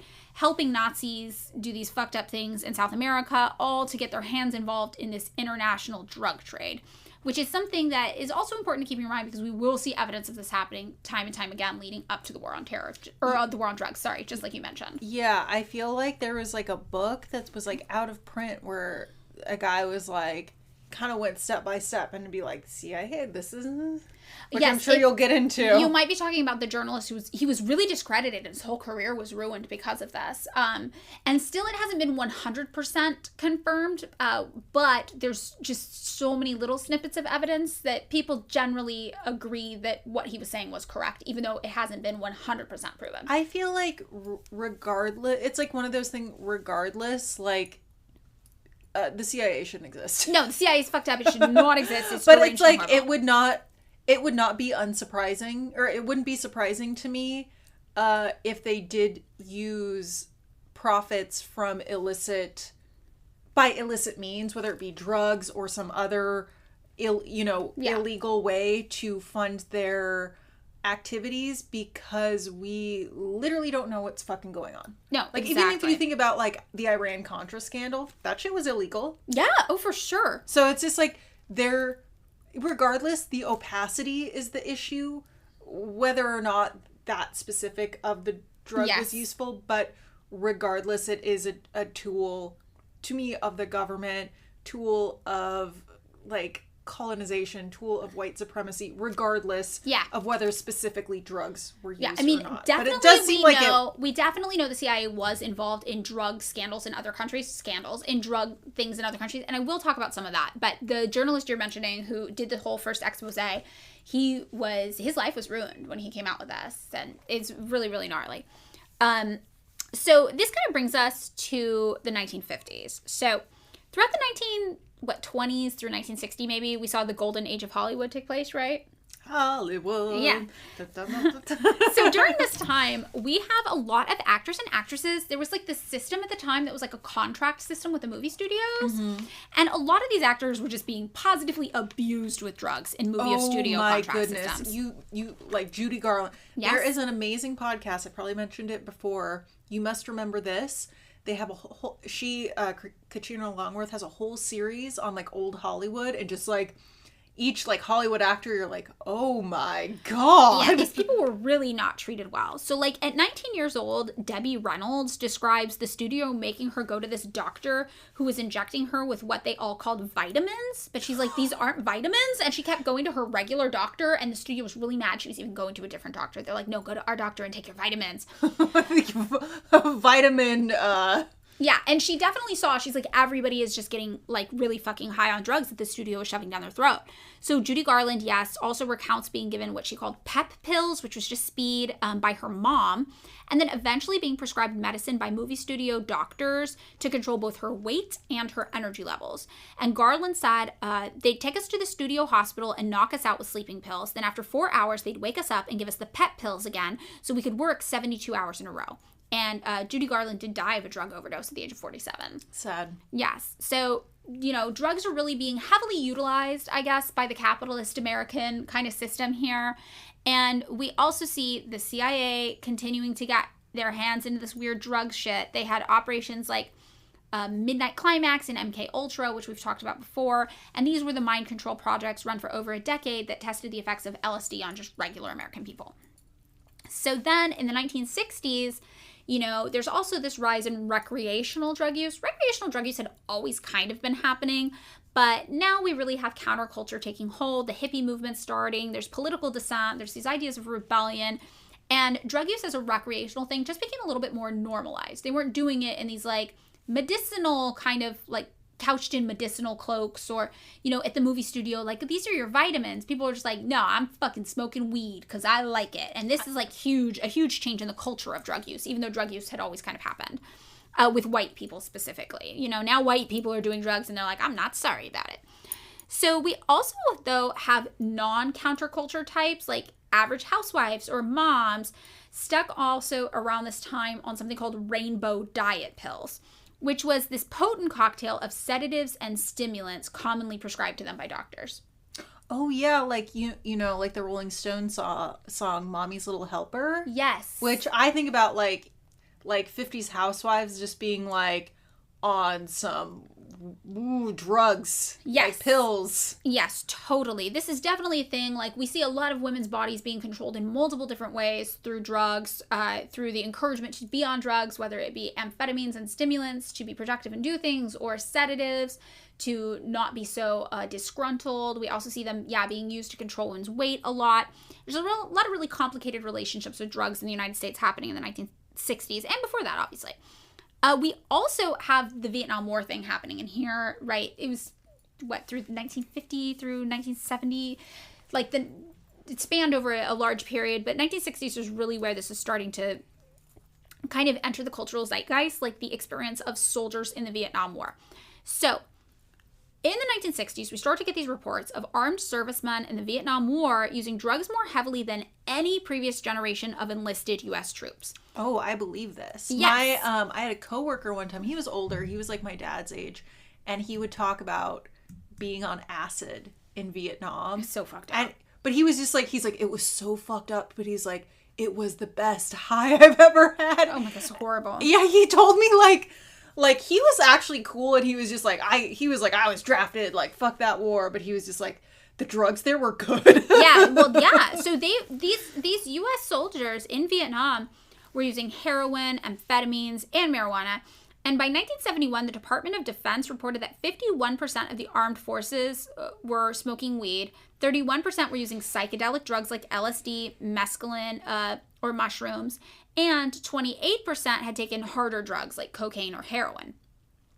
Also, the military command was heavily prescribing pills to increase soldiers' performance.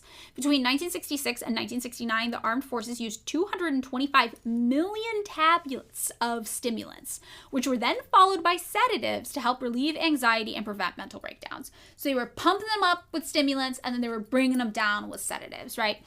In World War II, for example, 10% of soldiers had total mental breakdowns just due to the horror of war. This is not something people are equipped to deal with. But because of this like drug cocktail they started giving these soldiers in Vietnam, that number went down to just 1%. So they were just getting them so high that they wouldn't really be aware of what they were doing, so they wouldn't have full mental breakdowns about how awful it was. Whoa. By 1973, 1 in 5 American soldiers was a habitual heroin user. Whoa. Yeah. And this is really interesting in like a fucked up and deranged way, because the scope of this drug use really became a scapegoat for all of the atrocities that American soldiers committed in Vietnam. And if you don't know about this, it's pretty gnarly. It's really horrific. I'm not going to get into a lot of details, but in 1968, the My Lai massacre happened. Do you know about this? A little bit, yeah. Yeah. So the U.S. Army murdered 500 civilians. And Democratic Senator Thomas J. Dodd tried to claim that they only did it because of illegal drug use. Like, oh, illegal drugs caused this massacre. Rather than the actual culprit, which we know was the brutal dehumanization of Vietnamese people and the vilification of communism abroad. That's what happened. So we're starting to have, like, a lot of pushes for accountability in terms of, like, how the U.S. is having this duality to their approach to drugs, right? We're passing laws being like, no, you can't do it. But then we're also like effectively utilizing it to advance the like demands of capitalism, both within the United States and abroad. Like, and it's kind of different sides of the same thing where you see at the movie studios, like all of these actors are forced to like be pumped up on stimulants to work and make the studios money. And on the flip side, you see American soldiers in Vietnam fighting communism to advance the capitalist agenda there. And it's just capitalism and drug use are really inextricably intertwined in this period. Also worth noting, in 1961, the CIA was conspiring with the mob in Miami to assassinate Fidel Castro in Cuba, which we also talked about in our episode about the CIA and Fidel Castro. And Castro had put an end to this like really lucrative drug and vice criminal network that had been happening in Cuba. So a lot of the CIA's Cuban assets who've been involved in like the criminal networks there were brought to Miami, where they set up shop smuggling drugs here in the US instead. And in the 1960s is when we see the CIA really conspiring with criminal drug running gangs in the effort to enlist them in their fight against communists in South America. So this is really where that starts to get entrenched in a very formal way in the 1960s. And all of this is like the history of the United States relationship with drugs leading up to 1970, the war on drugs. So this is really where we see the reaction. Okay, so it's 1970. Richard Nixon is president, and he signs this thing called the Controlled Substances Act, or the CSA. So the CSA conveniently excludes alcohol and tobacco, specifically because they are big businesses in the United States at the time. But it does outline 5 schedules, is what they're called, used to classify other drugs based on their medicinal application and the potential they have for abuse. So Schedule 1 drugs are considered the most dangerous.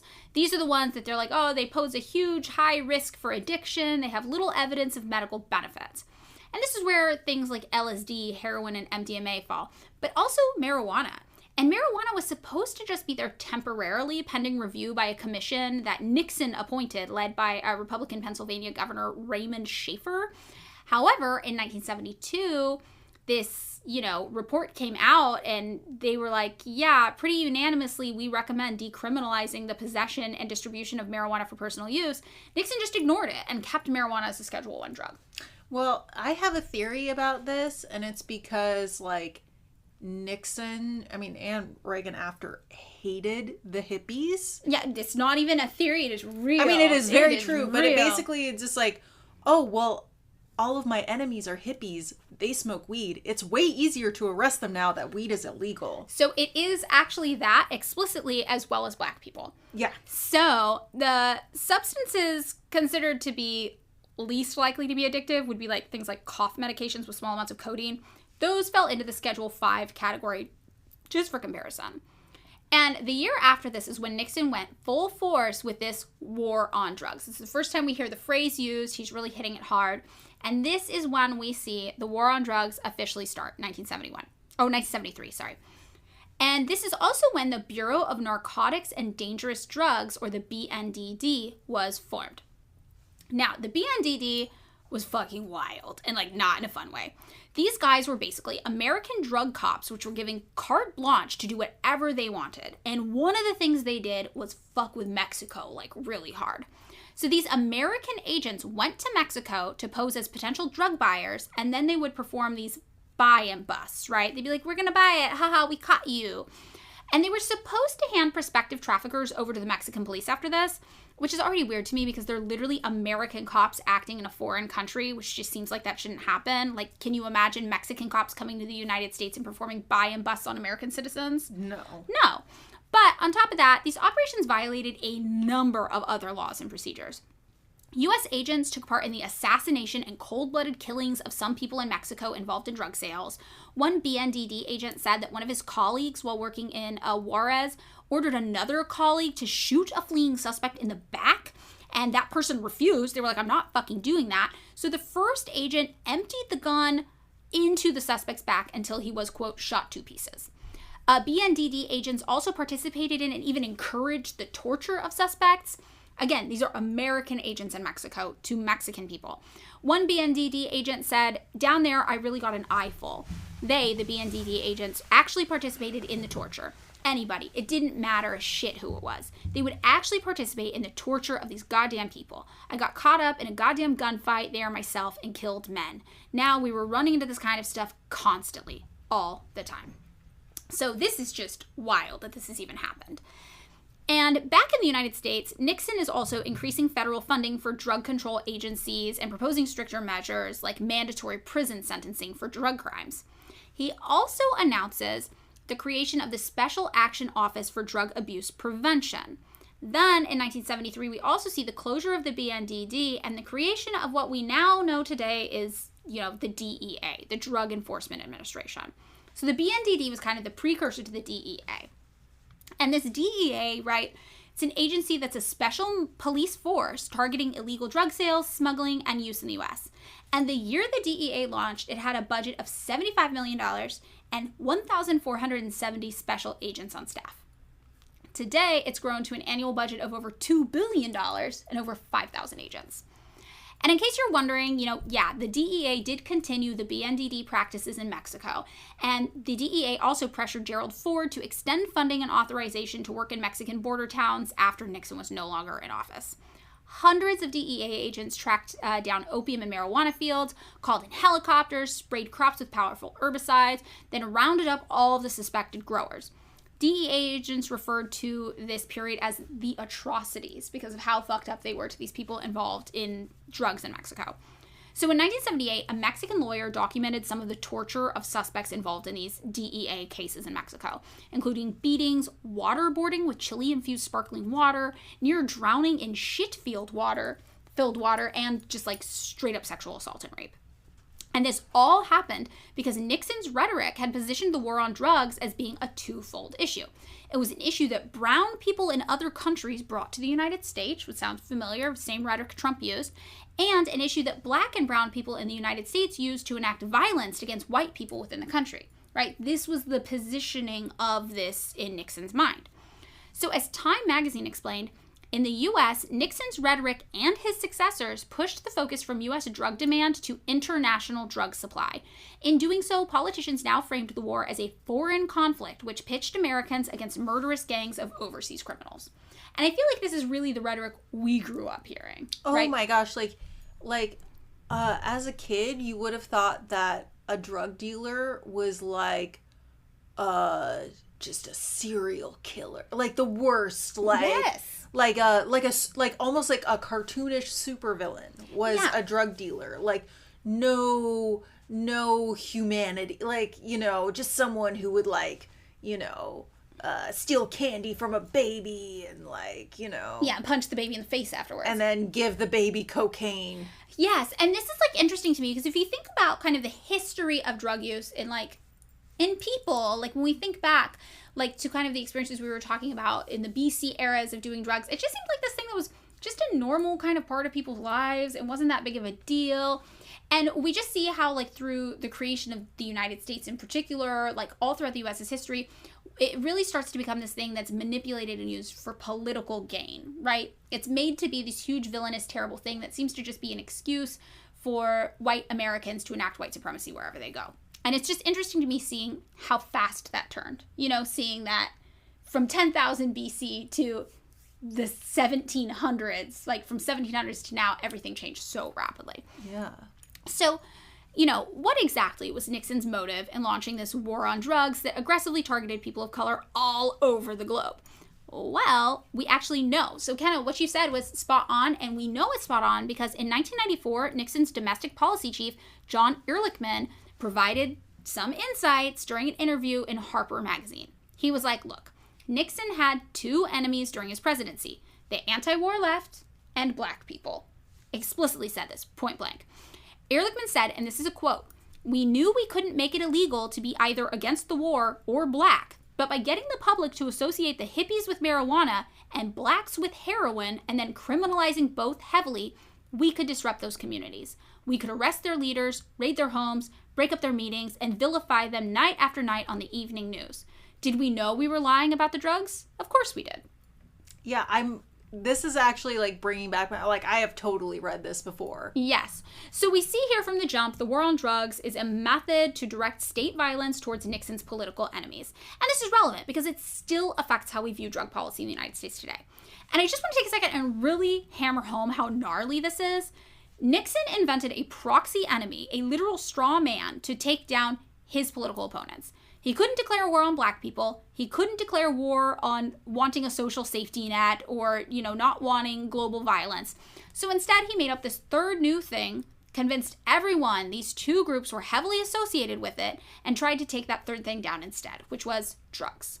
And this is monumental, and even more monumental that Ehrlichman admitted to this in the 90s. This is like some real psyop, corrupt shit going on. That's just like some shit who's just like, yeah, someone who's just like, it's like... He was proud of it. He was like, this was a great strategy. We had a political strategy. Also, just the fucking gall to just be like, so fucking what? What are you going to do about it? Right. That's the vibe I get. What are you going to do about it? It is possible that Ehrlichman admitted this because he realized the error of his ways. I don't know the context under which he admitted this. But either way, it's pretty shocking that anyone would even feel comfortable acknowledging this. But I'm glad that we have the information because it's just one of those things where you feel tinfoil hat conspiracy theory, and then somebody's like, no, actually, this is really real and we knew what we were doing as we did it. Yeah, it's just like what people, what the right does now, trying to create these straw man arguments about, LGBTQ plus rights, all this other stuff where it's just you're trying to make this one thing illegal, but it's really about, controlling people who are your political opponents. Yeah. And it's important to note that during the 70s, not everyone was on board with Nixon doing this. Between 1973, when the DEA was formed, and 1977, when Nixon left office, 11 states voted to decriminalize marijuana possession. And that's pretty major, given the fact that this is what was going on at the federal level at the time. And in 1977, Jimmy Carter became president in part by running on a campaign to decriminalize marijuana federally. During his first year in office, the Senate Judiciary Committee voted to decriminalize up to 1 ounce of marijuana. Wow. But of course, in the 1980s, our favorite villain emerged on the political presidential scene again, Kenna. Reagan. It's it's so funny because all my TikToks lately have been yeah, this was America was going good, and then all the bar graphs are whenever Reagan, they're it's Reagan again. It's always Reagan. I saw one today about the minimum wage, and they're yeah, it was Reagan. It's all Reagan. So of course, yeah, it's Ronald Reagan because why wouldn't it be? So he reinforced and expanded all of those Nixon-era war on drugs policies. And in 1984, his wife Nancy Reagan launched the infamous Just Say No campaign to try to convince people to say no to drugs. But also, to just demonize drug use in general, since again, it had become so associated with the left and people of color due to these propaganda campaigns. Not due to any actual rational correlation between being on the left or being not white and doing more drugs than anybody else, right? Black and white people, for example, record doing drugs at the same level. But instead to capitalize off of this heavily propagandized myth that leftists and people of color were just drug addict fiends who wanted to hurt you. Now, as the Reagans shifted the American focus back onto the war on drugs, this meant more severe penalties were passed for drug-related crimes in Congress and state legislatures. In 1986, for example, Congress passed the Anti-Drug Abuse Act, which established mandatory minimum prison sentences for certain drug offenses. And this law allocated longer prison sentences for people caught with crack cocaine than people caught with powdered cocaine. And this is what you mentioned earlier, Kenna. And this is super important because crack cocaine was used more by Black Americans. 80% of crack users were Black, but powdered cocaine was used more by white Americans. And remember, Black and white people aren't using drugs at different rates. We're using drugs the same amount, but 5 grams of crack triggered an automatic 5-year sentence. It took 500 grams of powder cocaine that white people were using to get the same sentence. Whoa. So this means that you could have 100 times more powder cocaine than crack cocaine before facing the same penalties under the law. Whoa. Which, effectively meant that Black communities' drug use was criminalized 100 times more than white communities. So another thing that happened is that this war on drugs became a legal way to codify the racism that people of color were already experiencing in the United States. Rather than being overtly racist towards citizens of color, police can now rely on this new thing, this war on drugs, as just an excuse to target people of color. So, like we mentioned at the beginning of the episode, half of the United States has said they've done drugs in their life. It's a pretty normal thing for people to do at least a little bit. And white people, again, use drugs at the same rate as people of color. However, increasing the penalties for drug use meant that there was this huge umbrella now that police could use in order to harass a person of color, because they knew that if they harassed them, there was a 50% chance that that person, regardless of their race, had used drugs before. So that meant that there was now this new thing they could use if they chose to target a person of color. There was like maybe a good chance they could find something that had to do with drugs on them, right? Because people just kind of use drugs. This became this really convenient excuse. So to really explain why this was relevant, here's an analogy, right? Half of the U.S. population by this point, for example, has had COVID, okay? That's a thing. So let's say you have a political enemy, and let's just say it's steel workers. You hate steel workers. They hate you. You went on TV. You said you want to get rid of all the steel workers. They said they wanted to get rid of you. You're like, we're going to replace steel with, I don't know, like a highly durable resin compound, whatever the fuck. This is your enemy now. They're mad. They're plotting your demise. You don't get each other at all. Okay. Now, if you become president and you want to figure out how to get rid of these pesky steel workers, you could just say, hey, anyone who's had COVID, that's illegal now because you were irresponsible and it's your fault the pandemic happened and you endangered people, so we're just going to arrest anybody who has had COVID. Now, this doesn't sound like it has much to do with the steel workers specifically, right? But suddenly you can stop anyone you see wearing a hard hat. I don't know if steel workers wear hard hats. This was like not a good example, I don't think, that I chose, but you know what I mean.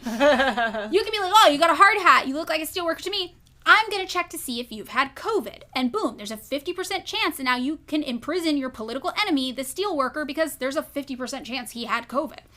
And if you want to say, also, well, it's 100 times more illegal to have contracted COVID at a construction site, now you can put that person in prison even longer. So that's my analogy to really understand how this tertiary thing was very directly a tool of like political oppression. I would use tattoo artists. Oh, yeah? Because you could probably see their tattoos. Yeah, that's pretty, yes. You could see it more. The hard hat was supposed to be the visual indicator, but I feel like the tattoos might be better. It was a weird metaphor.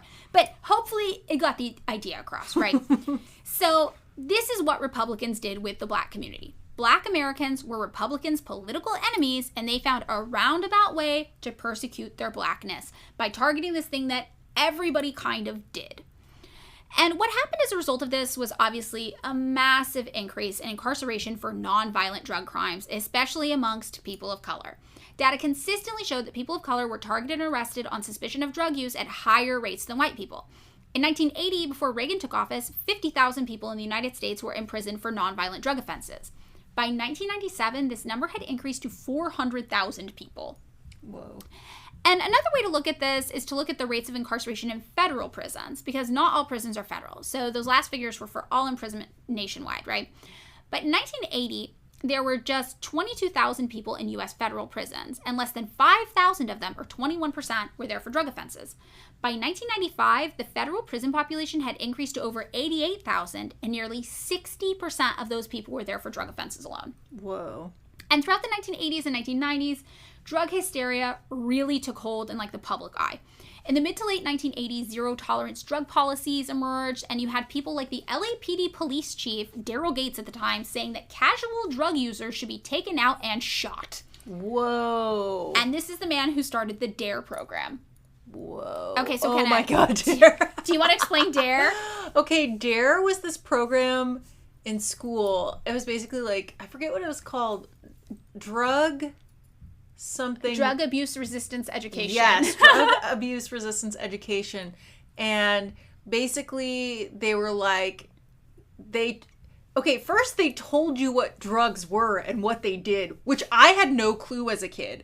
My parents did not do drugs at all. Like, literally, I had never heard of cocaine, weed, LSD, but they tell you what all the drugs are and what they do, and you're kind of like, so you know that movie, like, Walk Hard, like, yes. the Dewey Cox story? He's like, don't come in here Dewey, we're doing weed. He's like, what? It makes you feel good. You can't come in here. You can't do it. It'll make you feel too good. Yes. It's kind of the same thing where it's like, it'll make you feel so amazing. It'll make you feel so good. But if you do it, you're going to die.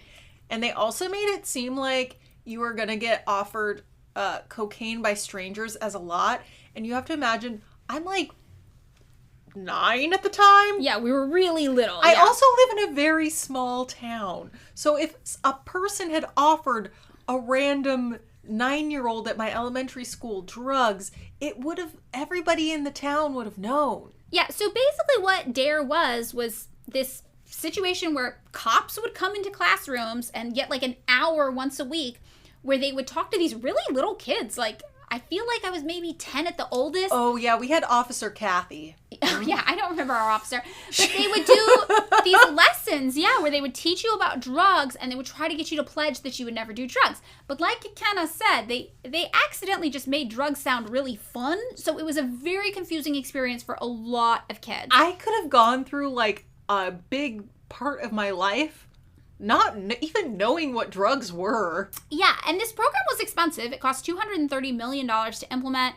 It was implemented at a nationwide level, and there was absolutely no evidence that it was effective in reducing drug use. And some people even think that maybe it encouraged kids to try drugs. Oh, for sure. Because, like, you know, like, it's like, sometimes if you tell a kid not to do something, you're like, well, now I want to fucking do it. Right, exactly. So this was this whole weird campaign, right, to get everybody on board with hating drugs. It was very, very much an obvious indoctrination propaganda campaign. They gave you, like, tons of swag. Yes. Like, there was, like, shirts, pencils, like, folder, like, there was so much gear. Yeah, I had cute erasers. And if you, like, answered questions about drugs correctly, they gave you cute erasers. I remember this, or cute pencils, or cute prizes. I remember they did give everybody, they gave everybody the shirts. Yes. And so it's just, like, kids were, I feel like these shirts, we are vintage dealers. Yeah. We still find these shirts. These shirts are everywhere, yes. They're so ubiquitous. So if you want to know how effective these propaganda campaigns were in the 80s about making Americans think drugs were the worst thing on the planet and they were, drug dealers were going to murder you in your sleep. In 1985, only 2% of the American public thought that drug abuse was the nation's number one problem. 2% of people were like, yeah, that's it. That's the biggest problem. By 1989, just 4 years later, this number increased to 64%. Wow. Yes, most people by 1989 were like, drug abuse is literally the nation's number one issue. I feel like by the time I was like an alternative teen, I realized that drug laws were really just a way to target like marginalized communities of any kind. It's political enemies of the right and the mainstream power structures. And like, I mean, in my small hometown too, just anyone who looked different at all. The cops would use that as an excuse, yeah. So meanwhile, the CIA is still up to their drug shit, okay? They're waging an illegal war against the socialist Sandinistas in Nicaragua. In doing so, they teamed up with these drug-running gangs. In exchange for the gangs helping them fight the Sandinistas, the CIA was like, look, we'll turn a blind eye and by some accounts even assist you in the smuggling of crack cocaine into the United States, leashing the very crack epidemic that Reagan was using to justify the over-policing of Black Americans. And if you want to know just how integrated Nicaraguan drugs were with the American drug industry at the time as a result of this, this cocaine kingpin named Freeway Ricky Ross, who was based out of South Central LA. Oh, is that where Rick Ross got his name from? Oh, maybe. Or maybe that's, I mean, it's probably just a common name. Yeah. So he had a crack business, and he was like, yeah, I was able to take my crack business just from LA nationwide because I got access to a cheap supply of cocaine from CIA-connected Nicaraguan suppliers. Whoa. Yeah. So he knew. He was like, yeah, these guys are connected to the CIA. That's how we were able to get it all.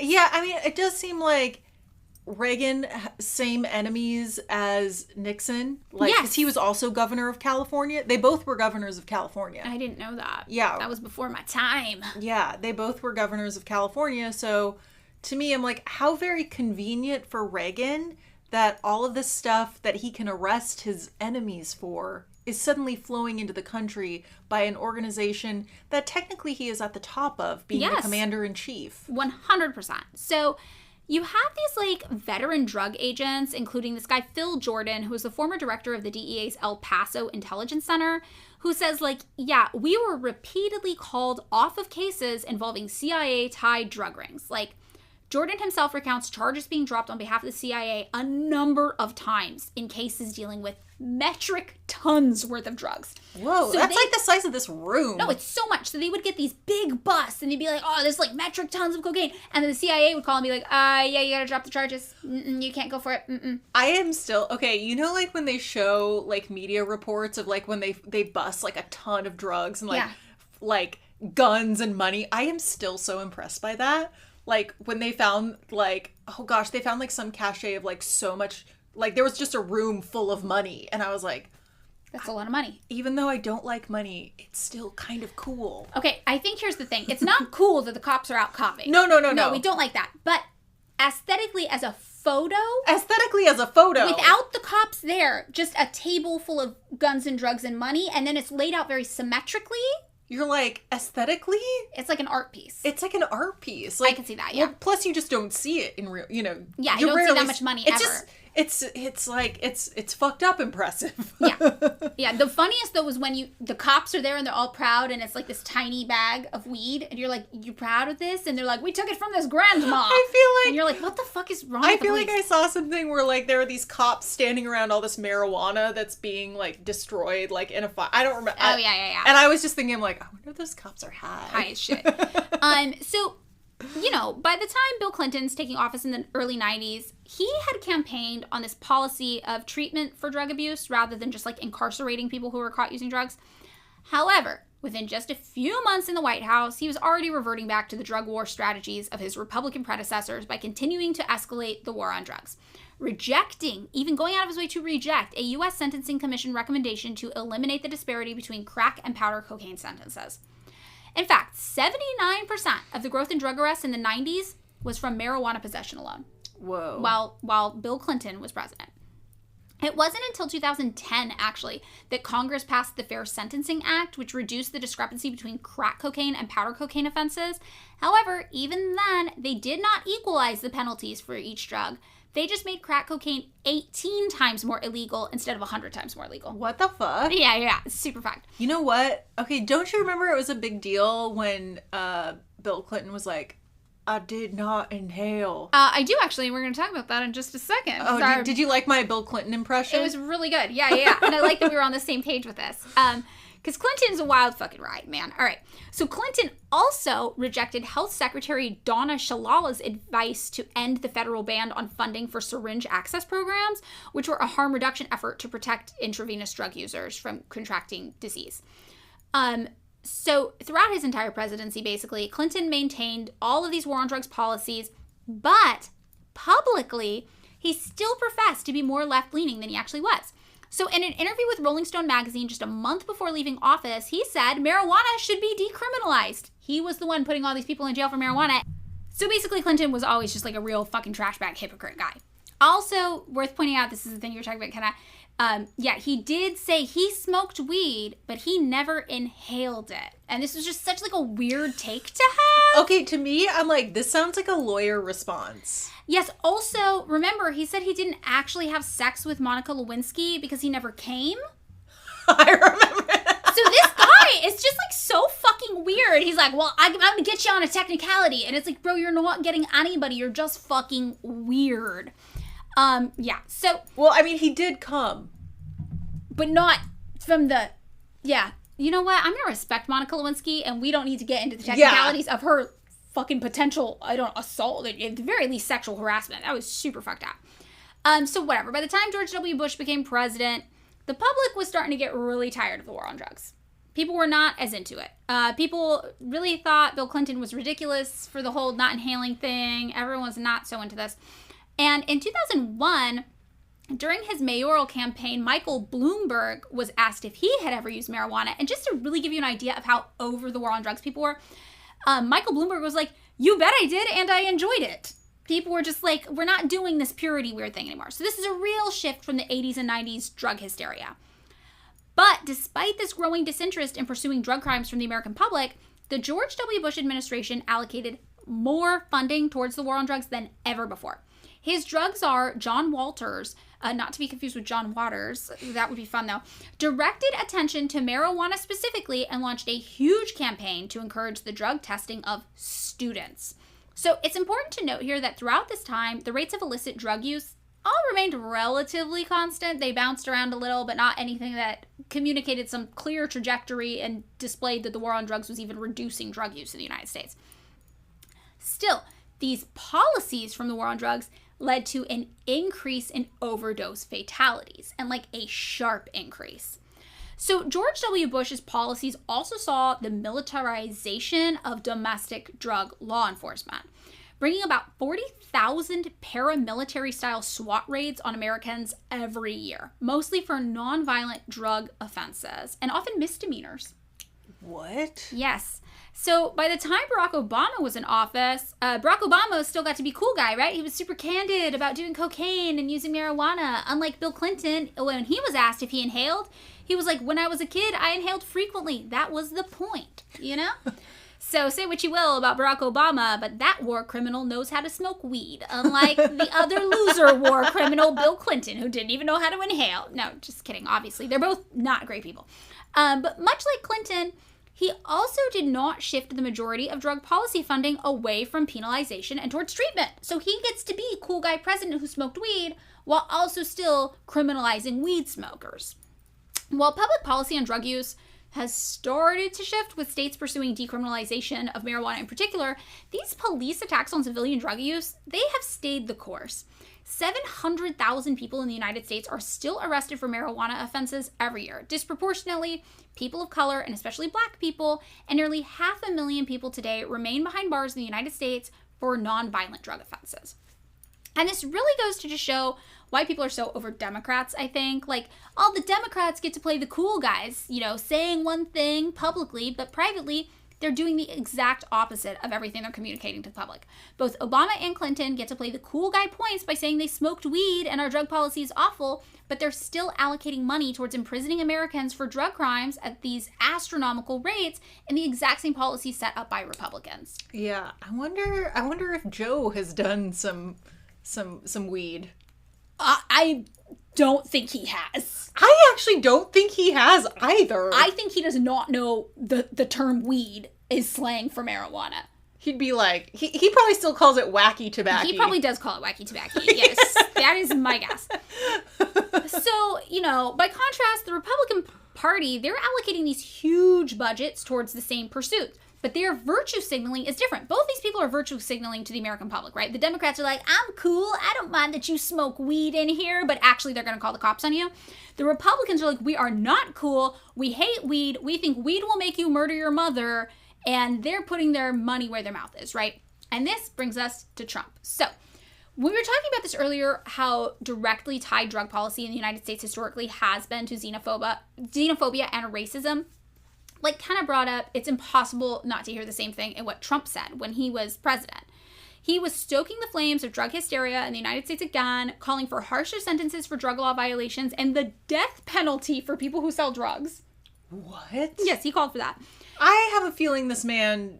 man has done so much cocaine, I am confident. I am like, for sure he has done cocaine in the 80s. Although people do say that he is also a teetotaler.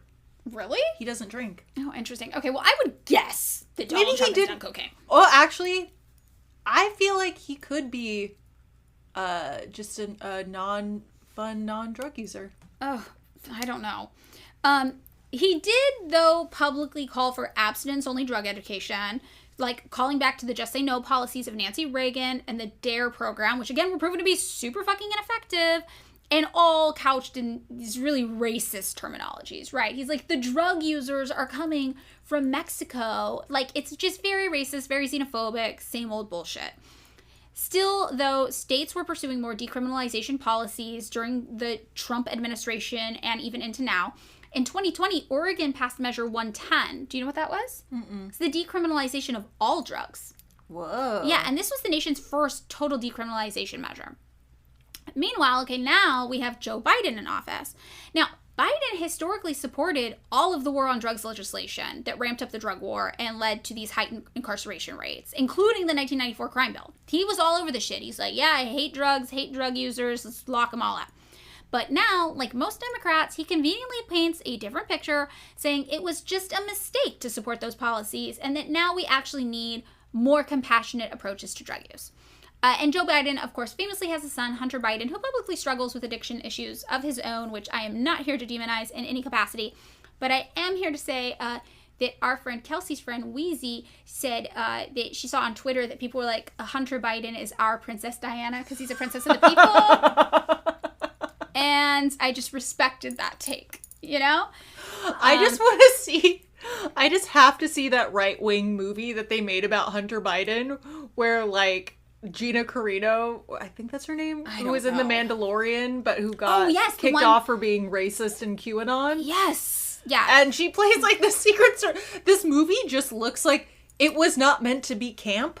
But it looks like it could be a camp masterpiece. Yeah, it probably could be. I mean, the right's hatred and demonization of Hunter Biden is just, like, they're really obsessed with it. We haven't, on the flip side, seen Joe Biden act on any of his calls to, like, shift away from old war on drug policies. He recently did pardon people federally for marijuana drug possession. That's good. That's good. That's, again, just part of the incarcerated people. Yeah, they said probably it releases around like 5,000 to 7,000 people from jail. That's pretty good. That's pretty good. You know, it's still like I think still like Democrats and Republicans both rely on the demonization of drug use just for in their different own political ways. gains. It's not because they're probably doing drugs at the same rate that average people are. Oh, definitely. Maybe even more because they got money. They have money. They have access to drugs, yeah. Today, still, the war on drugs costs the United States over $51 billion per year. And for reference, it would cost $45 billion per year to end both homelessness and hunger in the United States. Yeah. So every time I hear this, I'm like, ugh. I have just been like, lately, you know when you just get, like, something just got you? Yeah. I'm just like, I keep thinking about, like, we could just end all this shit with if we didn't have some... I mean, I know it's not easy as just, like, waving a magic wand, but I'm just like, we have the money to do all this shit. We have the skill. We have the knowledge. Yeah. No, and instead, now we exist in, like, the fucked up dystopia where they're like, oh, we need to raise unemployment artificially because people are asking for too high of wages. Yeah, or, like... it's despite companies having record profits and CEO salaries, you know, being 100 times higher than they have been historically. Yeah, it's just like so deranged. It bothers me so much, and maybe other people don't think about it as much, but it bothers me. No, it's very disheartening. It's very upsetting. It's like if you know this stuff, it's hard not to be angry. The result of this $51 billion per year spent on the war on drugs, it's a racist system of mass incarceration targeting the political enemies of white supremacy, wherein black men are 6 times as likely to be incarcerated as white men. Latino men are 2.5 times as likely to be incarcerated as white men. Today, 1 in 3 black men in their 20s is incarcerated in some capacity, and we see this as a direct result of the continuation of Jim Crow era laws and black codes, many of which are filtered through the lens of America's war on drugs, right? We all know what's going on. It's the same shit. So in 2001, the number of black men in prison equaled the number of men enslaved in 1820 in the United States. What the fuck? Mm-hmm. And this is where, when people talk about the 13th Amendment, which, you know, made slavery illegal except for as punishment by a crime, it ties into all of this. That ties into putting more black men in our prison system, where there's still A lot of prisoners are forced to labor for very, very low pay, like 15 cents a day or whatever, or 15 cents an hour. I can't quite remember. And then also, like, sometimes for no pay at all. And today, 33% of the prison population at the state and federal level is Black, despite Black Americans making up just 13% of the country's total population. And again, both Black and white Americans using drugs at the same frequency and level. The United States is now obviously the world's leader in incarceration. We incarcerate more people than anyone else, and like by a landslide. We have just 5% of the global population, but more than 20% of the world's total prison population. Yeah, we're number one. We're number one. And this is not normal. Our prison system is not normal. It is horrific. It is a human rights atrocity. This is a huge amount of people in the prison system. I will say, coming from a prison town, like, it's not only tragic to the people who are incarcerated, it is tragic to the people who work there. Mm-hmm. It is tragic to their families. Like, it is just... It's like a very, like, it's not rehabilitative anymore. No, it's, I don't know that it ever was. Oh, you know, that's what people say originally, like, it was supposed to be rehabilitative. Like, that's, you know, coming from a prison town, you do hear this from people, like, oh, well, but then to me, it's just like, it just seems like I've always thought from my bones being there, I'm like, there's some other things going on. And as I get older, I see what it is. Yeah. Out of all of the arrests for drugs in the year 2005, which is when I was 18 years old, I think, 40% of those alone were just for marijuana. Wow. Yeah. So in the 1990s alone, an average of 3 500-bed prison facilities opened each week in the United States. And they were filled with inmates convicted of drug offenses. In the year 2012, 1.5 million Americans were arrested on nonviolent drug charges. Wow. Yeah, so meanwhile, throughout all of this, drug use has not really declined in a steady way. It just kind of bounces around from year to year based on any number of things happening in the world. So in 1975, for example, 4 years after the war on drugs was launched, 30% of high schoolers said that they used drugs. In 1992, it dropped down to 14%. But then in 2013, it was back up to 25%. So it's not like this correlative thing in any capacity. It just kind of bounces around up and down and doesn't really have anything to do with these political efforts. Instead, the price of drugs has just gotten cheaper and they've become more accessible due to this thing called the balloon effect. So basically, the balloon effect says this. If you stop making drugs somewhere, they're just going to make them somewhere else because, newsflash, people like drugs, and drugs will always be a lucrative industry. Additionally, sometimes the war on drugs doesn't even succeed in curbing drug production where it's intended to at all. Like, the bulk of the world's opium supply for heroin comes from Afghanistan, and between 2002 to 2014, the U.S. government spent $7.6 billion trying to crack down on opium in Afghanistan. And the result was that a bunch of ordinary Afghan citizens were criminalized by the United States government in their own country, which is just fucked up and should not happen. And also in 2013, Afghanistan still sold more opium than ever before. Yeah, funny how that happens. Like, right. Where it's just like, to me, it's like, maybe this is a tinfoil hat thing. I'm like, okay, the U.S. goes into this place, and Afghanistan was a CIA-led operation, and somehow they're producing more opium. Yeah. And meanwhile, people in other countries have to deal, with just the United States obsession with drug policy ruining their homes. Like, Colombian economist Eduardo Sarmiento Palacio says the U.S. war on drugs led directly to the rise of drug cartels in his country. Yeah. I mean, like, you think about with the Contra stuff, like, that is, like... Yeah. That's, like, documented in, like, U.S. court or, exactly. Congress... Congressional, you can read about that, yes, on U.S. government websites, yes. A 2014 study found that there is no evidence that cracking down on drugs actually reduces access to drugs. In fact, most evidence shows that the more restrictions are placed on drug use, the more violence just comes along with the drugs getting here. Yeah, it's like you just think about prohibition and then you get all the old-timey gangsters. Exactly. Like, hey, see? The black market nature of drug sales in the United States today means that drug trafficking is just unregulated and privatized, and therefore more prone to violence. So in particular, drug trafficking into the country is suspected of accounting for an increase in public decapitations near border towns, the deaths of 80,000 people, the disappearance of tens of thousands of people more. Like, the U.S.'s war on drugs is also thought to have greatly contributed to the child migrant crisis of 2013, as the United States is, like, policing world activity and tried to push drug trafficking out of Mexico, drug production moved to the Central American countries and brought with it this increase in violence and crime because, like the same effect as prohibition, now you have organized criminal rings who are responsible for it. Yeah, like I feel like I've just seen a lot of movies about bootlegging.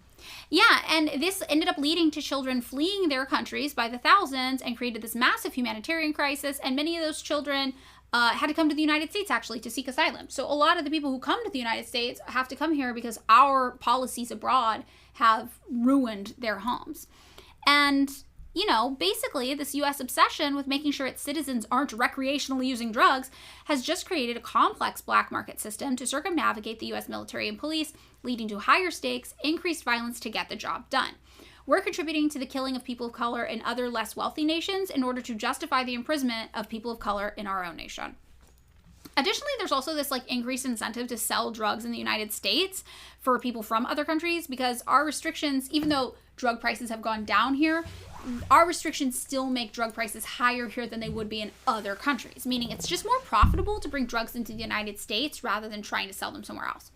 So, for example, if you have a kilo of raw opium produced in Mexico, it's going to sell for around $1,500 in Mexico. But in the United States, it'll sell for between $40,000 and $50,000. What? Yeah, and a kilo of cocaine, for example, would be around $12,000 in Mexico, but in the United States, it's around $27,000. I feel like this is actually what economics is for. Yeah. Still, though, you know, the United States is pumping a ton of money and resources into the war on drugs, continuing the original intention of imprisoning people of color and people on the left. And the way the war on drugs plays out, it's like this. The federal government supplies local and state police departments with money, legal flexibility, which is gnarly to me, and special equipment to crack down on illicit drugs in their communities, however they see fit. And then local and state police use this funding from the federal government, as well as the legal flexibility, which again, important, because it just means like you can do whatever you want pretty much as long as you're trying to pursue a guy with drugs. Yeah, didn't like the Supreme Court basically say that like police have no obligation to protect you? No, not at all. Yeah. So this is like a new thing though, where they're like, oh, if you're going after a guy with drugs, like we're just gonna be flexy on the law. And then also again, special equipment, which we'll get into what that means. And they take all this and they are supposed to go after these drug dealing organizations in their own communities. We already know this is a joke, though, because often the police themselves are drug dealing gang members in their communities. Like, in 2018, an LA sheriff's deputy was charged with operating a large-scale drug trafficking scheme, which he bragged about, right? We talked about this, too, in our Google LASD gangs episode. In 2016, a deputy with the Cherokee County Sheriff's Office in Georgia was charged with stealing narcotics from the station's evidence locker. That same year, a former jail guard in Philadelphia was sentenced to 4 years in federal prison for selling drugs to inmates.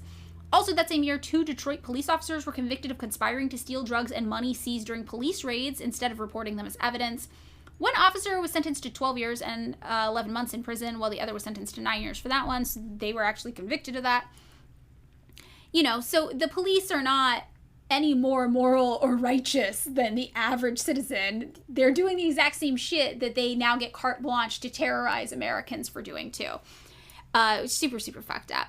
And when they get all this money from the federal government to do this weird, sketchy shit, they are supposed to tackle these really low-level drug dealers first, right? They call them low-hanging fruit. And this would just be people you know, people I know who just sell a little bit of drugs here and there because it brings them quick cash. From there, they're supposed to use those low-hanging fruit people to work their way up to the top of what's supposed to be this massive drug pyramid, reaching who they call mid-level management, all the way up to the kingpins. Now, this funding from the federal level, it encourages local police forces to continue to aggressively tackle drugs in their area, because if they don't use the funding, they end up losing it, which creates a financial incentive to just go after drug dealers, even if drug dealers aren't necessarily posing a threat to the community or being violent in any capacity. The federal government has militarized local and state police departments specifically in the effort of tackling drugs through lots of different programs over the years. And this is where that whole thing comes in about the federal government providing special equipment to local police forces. And also what ties in with what we talk about when we talk about the militarization of the police and how that's a relatively new phenomenon and it is absolutely terrifying. So, for example, there was the Military Cooperation with Law Enforcement Act of 1981, which allowed the Department of Defense, the DoD, to share information with local police departments and to participate in local counter-drug operations. So, This act allowed the DoD to transfer excess military equipment, other materials to domestic law enforcement for the purpose of combating illegal drugs. And if you want to know just like how wild this is, that means the Department of Defense for the United States government, Defense, is now able to come into your town and assist in persecuting American citizens there for selling drugs to their neighbors or friends or whatever, which is just wild. There was also the 1990 National Defense Authorization Act that created the 1208 program, which authorizes additional transfers of military equipment to state agencies to combat drugs. That was a few years later. They're like, now we need more.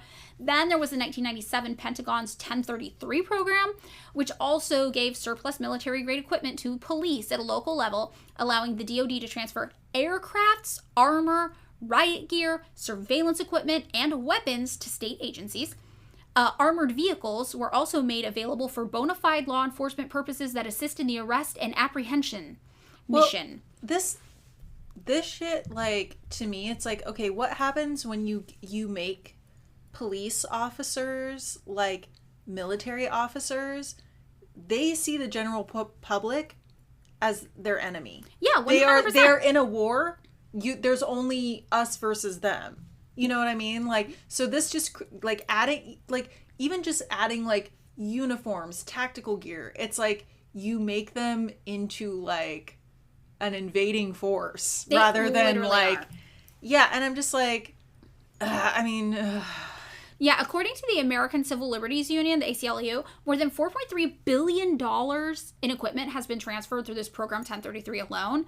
And yeah, like you were saying, Kenna, this is major. This is not something that should be overlooked. This means that our Department of Defense, our military, has effectively been used against its own citizens within our country's borders. And the increased militarization of local police forces goes in tandem with these efforts, all because they don't want people smoking pot. Yeah. Remember how the LA school district got a tank? It's through programs like this. Exactly. 100% through programs like this. Yeah. It's just like, and you know, I'm sure it goes to like it that like use it or lose it funding where it, and like, you know, military contractors, like who is getting all this fucking money? Because it's like the military is just getting more stuff because they're like, oh, but then we'll give it to the police. Yeah, like, it's Raytheon, it's Northrop Grumman, it's a big fucking like, I wouldn't say pyramid scheme. It's like a weird, I feel like long con inside Well, job I just thing. feel like war is a big moneymaker for a lot of people. Like Yes. it, like for people at the like who are in the system, it is a very large cash handout. Very lucrative, yeah. And basically, the war on drugs is now part of the military-industrial complex. Yeah. It's a way to extend the military-industrial complex from foreign enemies to just domestic enemies, i.e. your own people in your own country. And in 2013, nearly $450 million, that's almost $500 million in equipment alone, was transferred between the military and local law enforcement agencies just that 1 year. So additionally, you know, we kind of talked about SWAT raids. SWAT raids have been on the rise. 62% of them in 2011 and 2012 were for drug searches alone. And again, they were disproportionately geared towards Black Americans.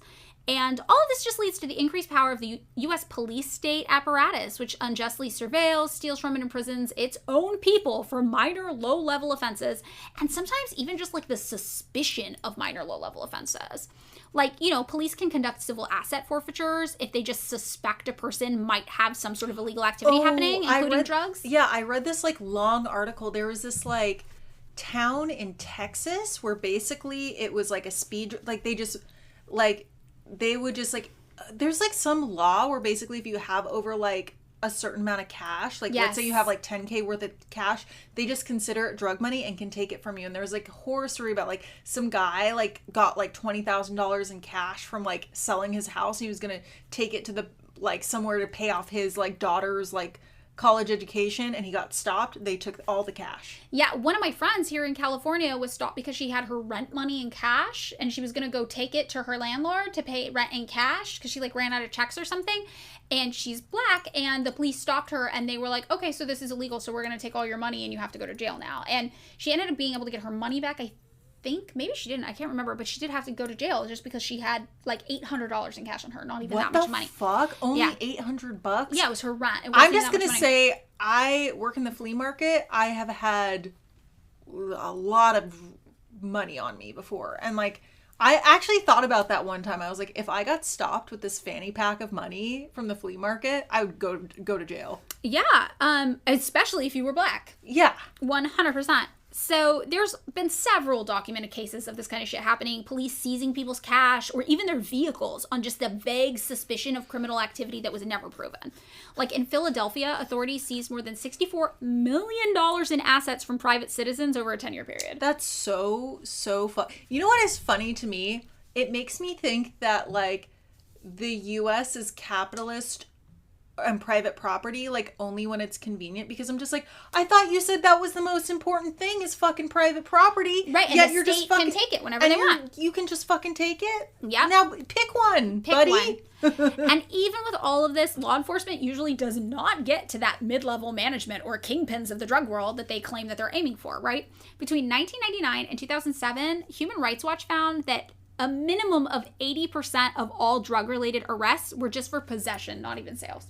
The fuck? So they're not even doing the thing, that they claim they're trying to do. And a 2011 report by the Global Commission on Drug Policy found that the war on drugs has been just basically a complete failure. And this report concluded by saying, arresting and incarcerating tens of millions of these people in recent decades has filled prisons and destroyed lives and families without reducing the availability of illicit drugs or the power of criminal organizations. So, when we listen to all this horrific shit that happens worldwide as a result of white Americans' fixation on demonizing drug use for political reasons and demonizing people of color, it just makes you wonder, like, how does anybody think this is worth it? And how bad would it be to just let people do drugs? And it's true that drug addiction can obviously be a horrible thing that totally ruins people's lives. The way we conceptualize of harm is just interesting and probably needs to be unpacked, especially if we're going to use it on a political level like this. Like, there's two ways we can look at drugs. How much use of them harms the person using them, the user, or how much use of them harms the community around them. And according to data, the most harmful drugs to users are probably heroin, cocaine, and meth. Those are pretty hard drugs for you to fall into. They're not great for you. But the most harmful drug to your community and the people around you, it's alcohol. And by, like, a landslide. Oh, I believe that. Like, after going to some, like, events where people just get sloshed. And then drive. And it's so common. Or, like, sloshed, fight each other. Yeah. The most fucked up things I've ever seen people do have been, like that I was saying before, on not drugs, but alcohol. Yes. And on the U.S. Drug Enforcement Administration's fact sheet on marijuana, that's the DEA's fact sheet on marijuana, it says no death from overdose of marijuana has ever been reported. I would believe that. For sure. Yeah. Like, have you seen those videos of people just, like, eating the whole bag of edibles? Like, 200 milligrams of THC or something? Oh, my God. That's stressful to think about. And they're just, like, they get high as fuck, but... Yeah, they're not fine. Dead. They're not dead. Well, some of the least harmful drugs would be things like mushrooms, LSD, ecstasy, ketamine, and marijuana. Those are also some of the most restricted, depending on where you go. And by comparison, the most dangerous for the community, alcohol, has some of the fewest restrictions.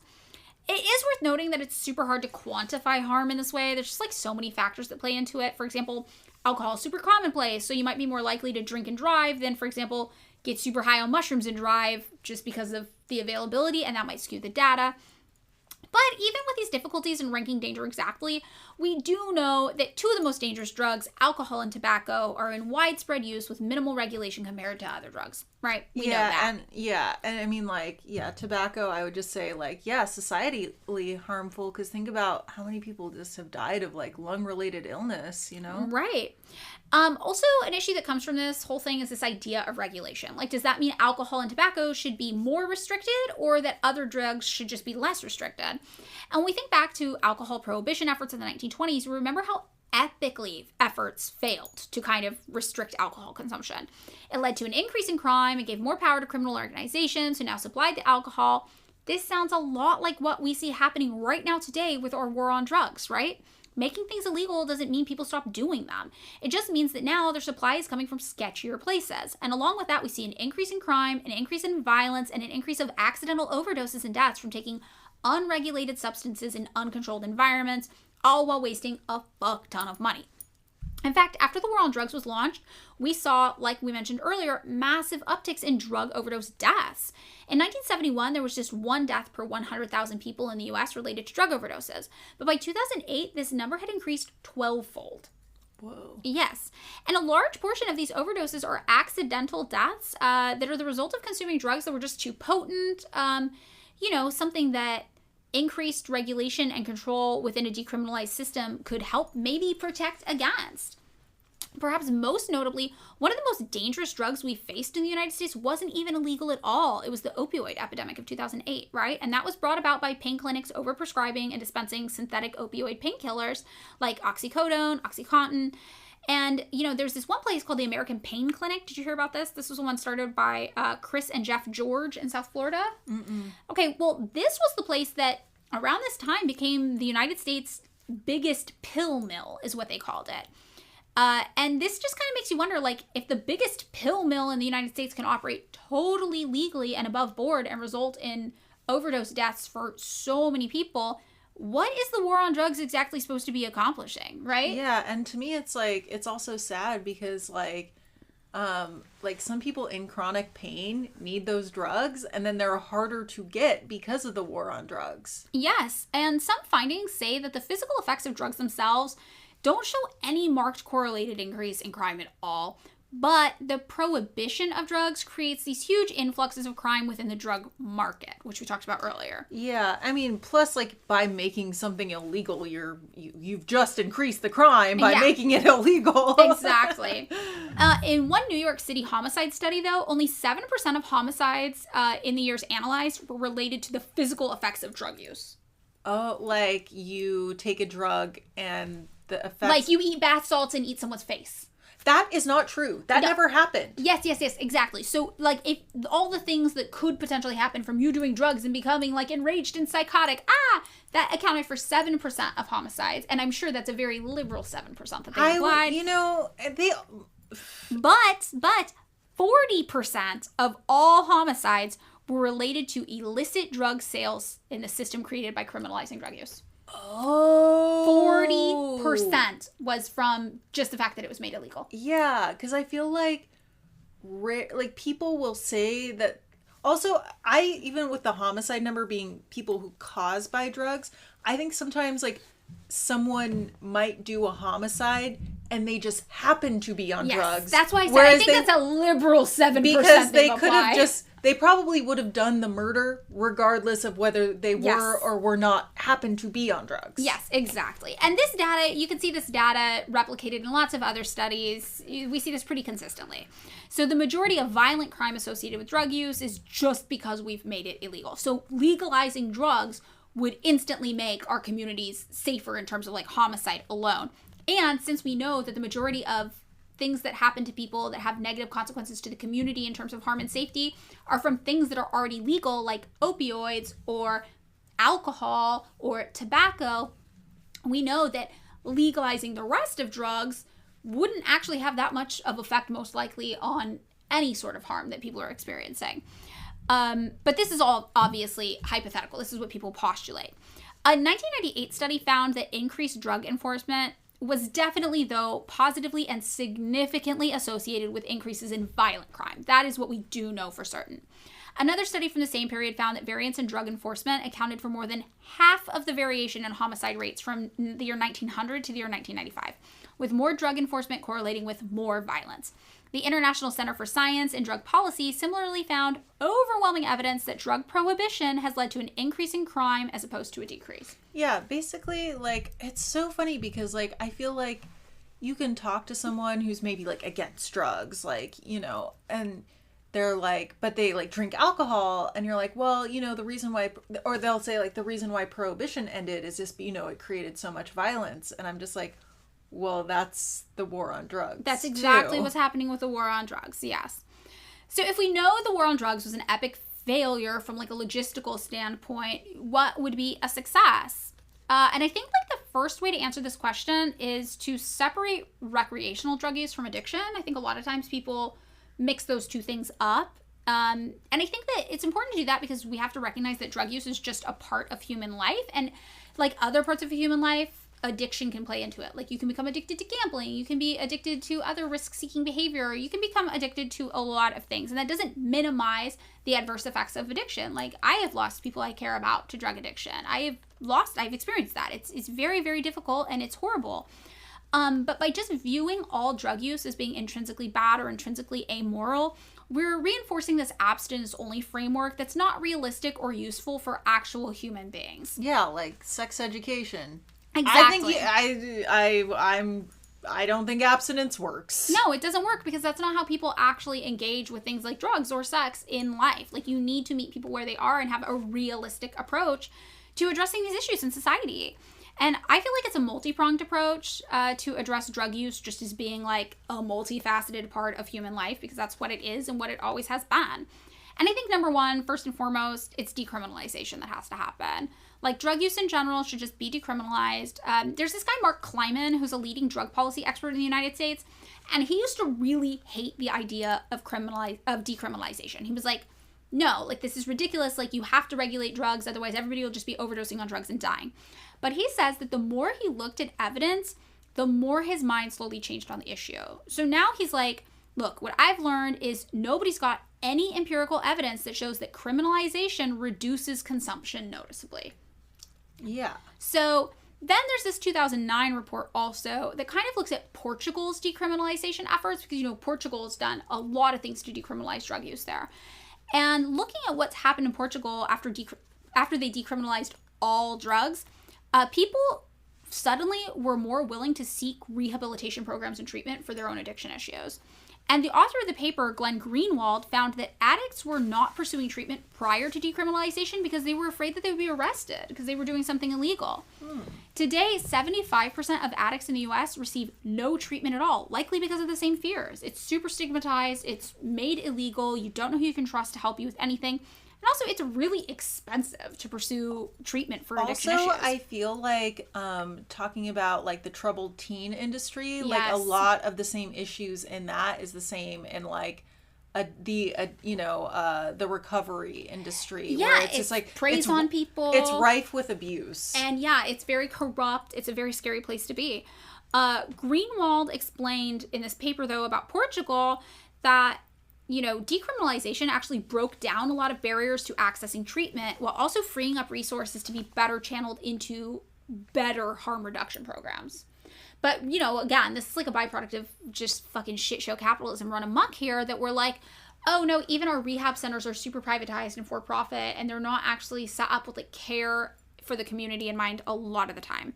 Yeah, it's like, well, yeah, it's because they like the point of the free market capitalism is like, we don't have all the services we have are provided by private enterprises for profit. And the thing is, it's like, how do you do that with a harm reduction program? It's not profitable. But a promising thing is that decriminalization is actually a really popular idea with Americans, and more than I would have thought. Like, there's this new poll by the ACLU that shows 65% of voters support ending the war on drugs, and 66% support eliminating all criminal penalties for drug possession and investing the resources saved in treatment in addiction services. Yeah, I think most people would agree. Like, yeah. Even like, I think things are changing, especially with weed being legal in many populous states. Yeah. Like, and I think, chaos hasn't broken out in Colorado. No, definitely with not. Weed being legal. I mean, I think now psychedelics, or maybe just mushrooms, are also legal. Right. Or like right. in Oregon, like... We don't have reefer madness happening in California because weed is legal. Yeah, or Oregon, or... I don't know. Any of these other places, yeah.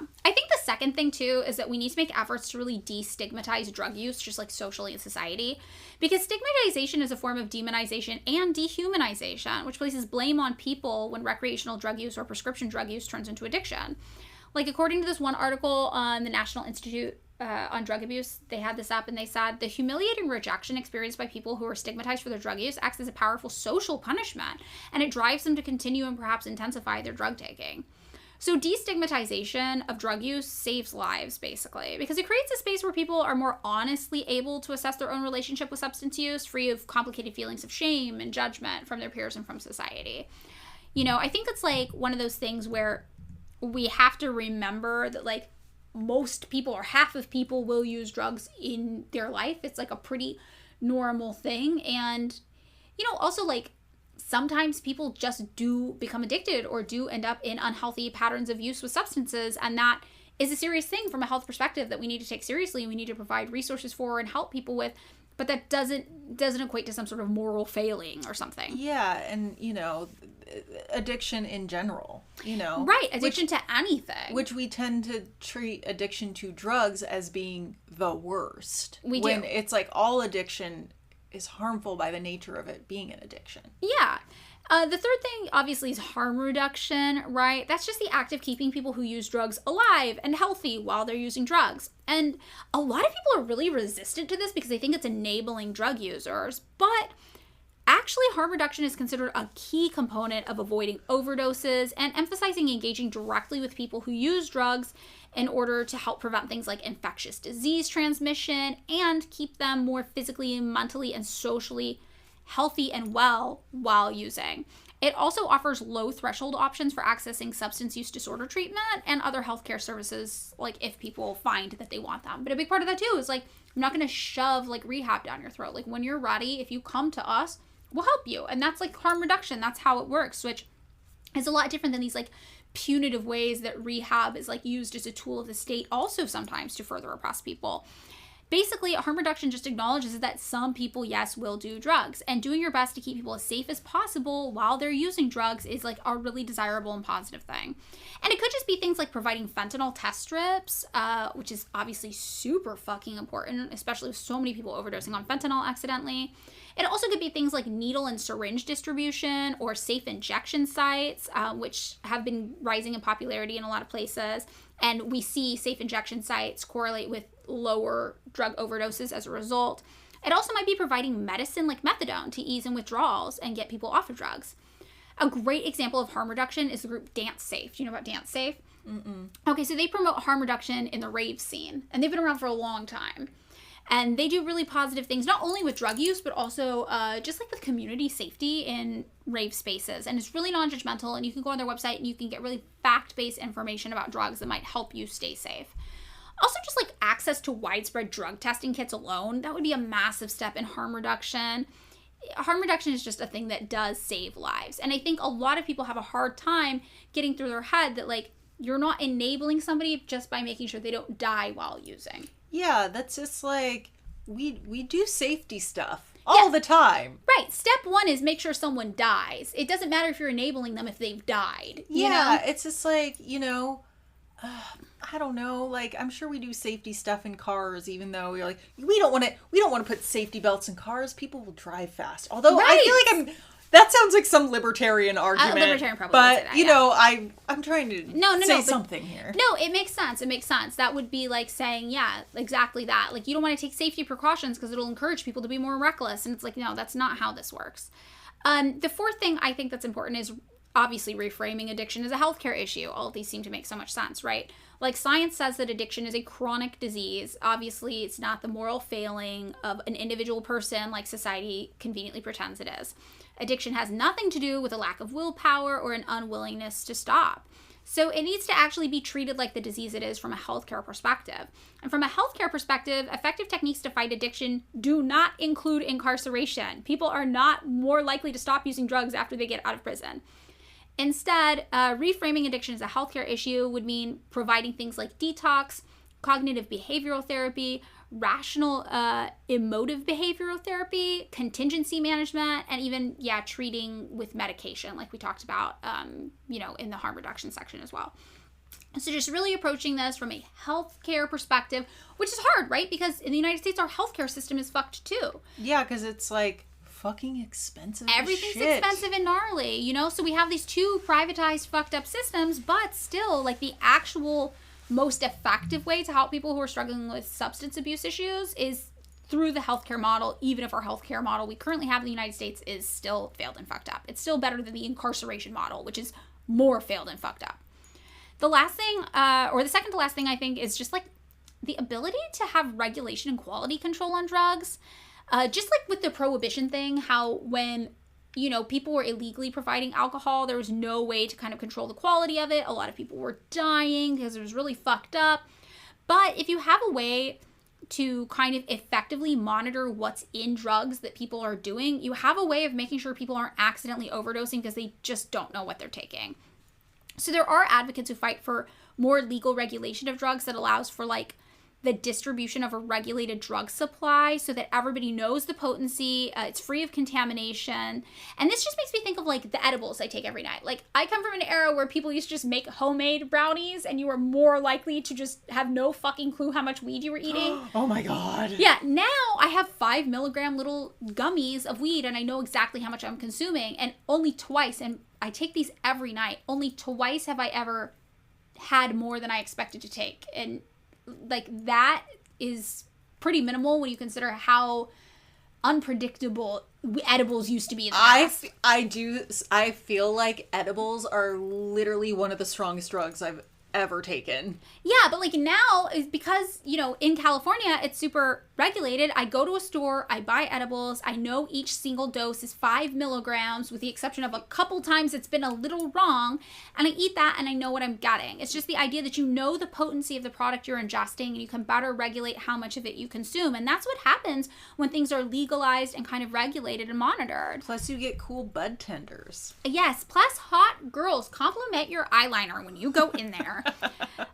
Also, like the full decriminalization of the manufacturing, cultivation, sale, purchasing, possession, and consumption of drugs, and all paraphernalia within the drugs would be something desirable for advocates who want, more regulation and quality control. Also, holding drugs to procedures that are like similar to other government-regulated consumer goods, like rigorous quality control thresholds, regulations for advertisement and packaging. And also important safeguards and protections like age restrictions, quality of supply, ID checking, things like that. So, you know the age of everybody consuming it, you know what's going on, you can kind of monitor that as well. So you don't have 9-year-olds going in. You don't have 9-year-olds making weed brownies. They are not good at using the oven and they're not mixing the batter well. And then, so last, I think the biggest thing is just like a transformative justice approach. Like we need to create a world where we are the happy rats. Yeah. So if we are choosing to use drugs, we're choosing to use it not as a way to escape like the everyday torturous terror of capitalism that we're forced to live in and try to survive. Like we're doing it just because we were like, oh, this would be fun. This is something I would like to do in a controlled way where I understand what's going to happen to me and I'll have a positive experience. Like obviously some amount of drug use can be totally fine and safe, especially if there are regulations in place and you know exactly what drugs you're doing. But we also do need to acknowledge that just giving people good lives means giving them less that they feel they need to escape from. I know myself, I tend to use drugs and alcohol as a tool to escape stress. And many studies have shown that people with mental illnesses like depression, anxiety, or post-traumatic stress disorder, 2 of which I have, may start using drugs and alcohol to self-medicate. That's definitely something I do. Like when I'm stressed out, that is when I'm most like, oh, I need a drink, or oh, I'm going to eat an edible. Like just something to take my mind off of the stress so I'm not just in my brain feeling it so much. And obviously, happy people can still be recreational drug users, for sure. But there is definitely like a co-occurrence of substance abuse and other mental health issues like depression and anxiety that kind of play off of each other sometimes. There's this professor, Richard Wilkinson, and another professor, Kate Pickett, and they have a book called The Inner Level. And they talk about how rising income inequality and high income inequality leads to stress that can also affect issues like addiction. So in this book, they say, as we have seen, trying to maintain self-esteem and status in more unequal societies can be highly stressful. This experience of stress can lead to an increased desire for anything which makes you feel better, whether alcohol, drugs, retail therapy, or any other crutch. It's a dysfunctional way of coping, of giving yourself a break from the relentlessness of the anxiety that so many people feel. And, I fucking feel that. Right? Yeah. It's relatable. Capitalism has created a world where we are just in this unequal system struggling to survive every single day. And who the fuck wouldn't want a break from your own brain in an environment like that? Like, in the end, the war on drugs has not prioritized the well-being of anybody except for like 12 rich guys in charge. Instead, it's just imprisoned vulnerable populations of the United States, built upon a legacy of slavery and white supremacy that's ruined the lives of so many people, and in particular Black people and other people of color. It's contributed to chaos and destruction and murder in other countries, and it's cost us billions of dollars in resources that could be better allocated towards fighting things like hunger and homelessness that might actually contribute to people having an increased quality of life. So what all of this makes me think about is a Tupac quote to sum it up, which is, instead of a war on poverty, they got a war on drugs so the police can bother me. Tupac. Wow. Tupac. So what do you think, Kenna? War on drugs. Yeah, it's so fucked. It's just like, to me, it's just like, they said, the guy Ehrlich, or what is his name, said it. It's like, it was because of Nixon's political enemies against black people and the left. Mm-hmm. Like, and people use the drug war still to this day for that exact, against black people, people of color, people who are like alternative. Anybody who doesn't fit in with like the agenda of upholding capitalism abroad. And it's like, it's not a secret. No, it's not. I think it's really interesting just like how much of our drug policy does directly come back to capitalism. Like when we talk about like the soldiers in Vietnam fighting communism and how they all ended up addicted to drugs, and the US government was pumping them full of drugs to fight this war on capitalism, or on communism, on behalf of capitalism. And then you look at how Richard Nixon had the war on drugs in the first place to uphold these ideas of capitalism and make sure that like black activists and people on the left who were socialists and political leftists didn't gain too much power. That was also his way of upholding capitalism. It's like the CIA getting involved with all these drug contras, in order to also promote capitalism abroad. It's like all of these things, it's like this spider web of ways that U.S. drug policy has always been tied to upholding capitalism. Yeah, and even, like, it's funny because I feel like even now, how people are saying, like, 65% of Americans, I feel like even people who are, like, conservatives are just like, what? Like, it doesn't make even sense anymore. But I guess now they have, like, different enemies, but that are unrelated to drugs. But it's just like, if you think about it, like, let's say you're like, I'm a fiscal conservative, the money is being spent so stupid. It is. And there's even this guy, I think his name's Larry Elder. He ran for like some office. Do you remember? He's a black conservative in California. He has like a talk show. A talk show. Yes, exactly. This guy is really Republican, and he even is like, the war on drugs is a fucking shit show mess, but in Larry Elder speak, not in my speak, right? But he's like, this is fucked up. This is like a waste of money. This is harming so many people. And you're like, damn, like even Republicans hate this shit? Like everyone hates the war on drugs. Yeah, it really is funny. It's like, it's so funny how like, okay, everybody hates the war on drugs. Everyone hates the way the healthcare system works. Everyone hates school shootings. Like everyone hates like housing prices, and it's just like, I feel like more and more I'm like, I feel like there's just like literally like 50 people really benefiting from this. And like, it's just like, it really is just like, all the data is there. I mean, even regardless of the data, it's just like you said, what is it? Like 65% of people have admitted to doing drugs, and they're like 50%? 50%. 50%. And 65% are in favor of decriminalizing drug use. Yeah, so I'm going to say that more people have done drugs than have admitted it. Yeah, if somebody asked me if I'd done drugs, I'd be like, what's it to you, fucking cop? Beat it, I'm not going to be like, yeah. I mean, but then I went on this podcast and just told a bunch of people all the drugs I've done. But, statute of limitations. Yeah, well, it's just like, it's just, it really doesn't make I feel like just like from, it's not logistically sound, it's not ethically sound, it's not morally sound. Yeah, and it's just like, most people, like, the people at the very top will always be able to do drugs, and, like, because they can afford to do so, they can afford to get off, they can afford to get lawyers. It's just this thing where it's like, another thing where it's like, these laws apply to you. Not because the very rich people can get off on, I guarantee you, yes, like a super, super rich person is not going to go to jail for like drug use. I mean, this reminds me of a story, which is probably a good thing to end the episode on.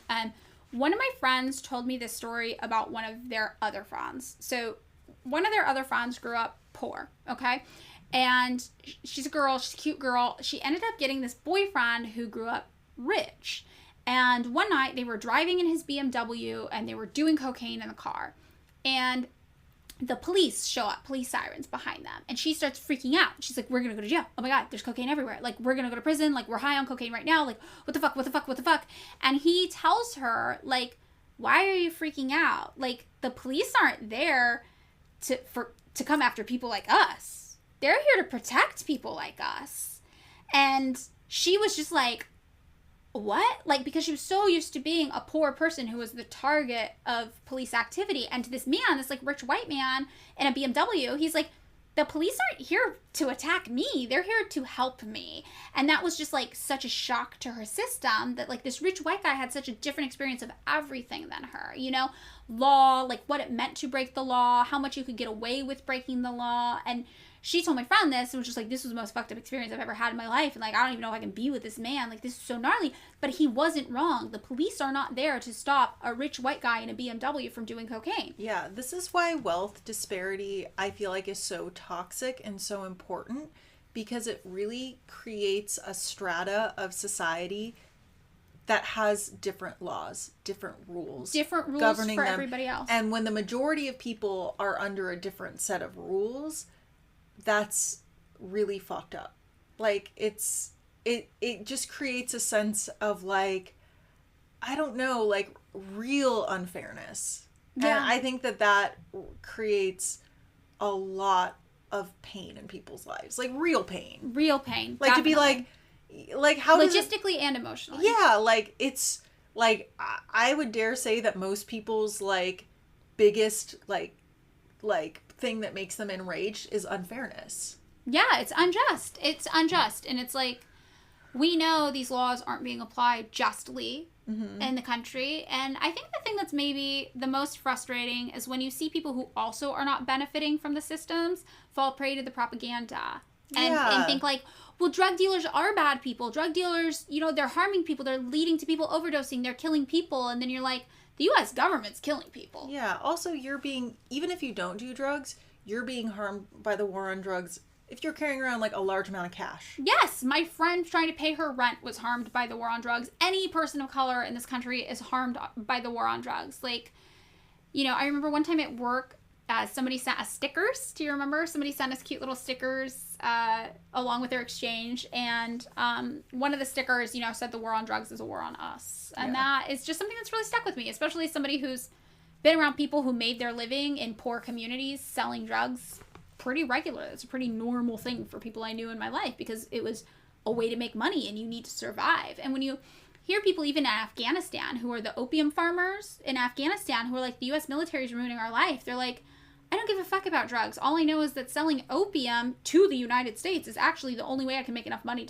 to afford to live and support myself.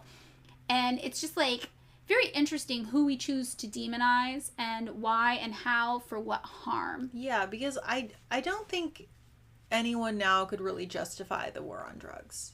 No. I mean, unless you're I feel like the only people justifying it are, it's like, right. But then the problem is you have people who know it's fact who aren't justifying it, like Bill Clinton and Barack Obama, who tell us one thing to our face and then turn around and do something totally different with policies behind our backs. But I do think that, like, honestly, like, decriminalizing drugs, regardless of, like, whether they're made, like, you know, like, I was just like, I wonder if in, like, our lifetime, if it's, like, you know, you get weed gummies, you just get, like, cocaine mints. It goes back to the 1800s. I want cocaine and Coca-Cola again. Bring it back. I'm ready. That's the position I'm taking on the war on drugs. More cocaine and soda. I'm already drinking so much caffeine. Let's just get straight to it. Fuck me up, you know? I think that's it. That's the episode on the war on drugs. Thanks so much for listening to another episode of Pick Me Up, I'm Scared. If you would like to join us on Patreon, you can find us at patreon.com/pickmeupimscared. For $2 a month, you can access 2 bonus episodes monthly. And also you can chat with us about what's on your mind and give us recommendations for show topics. Ooh. But if you don't want to do that, that is totally fine. We're just happy you're here.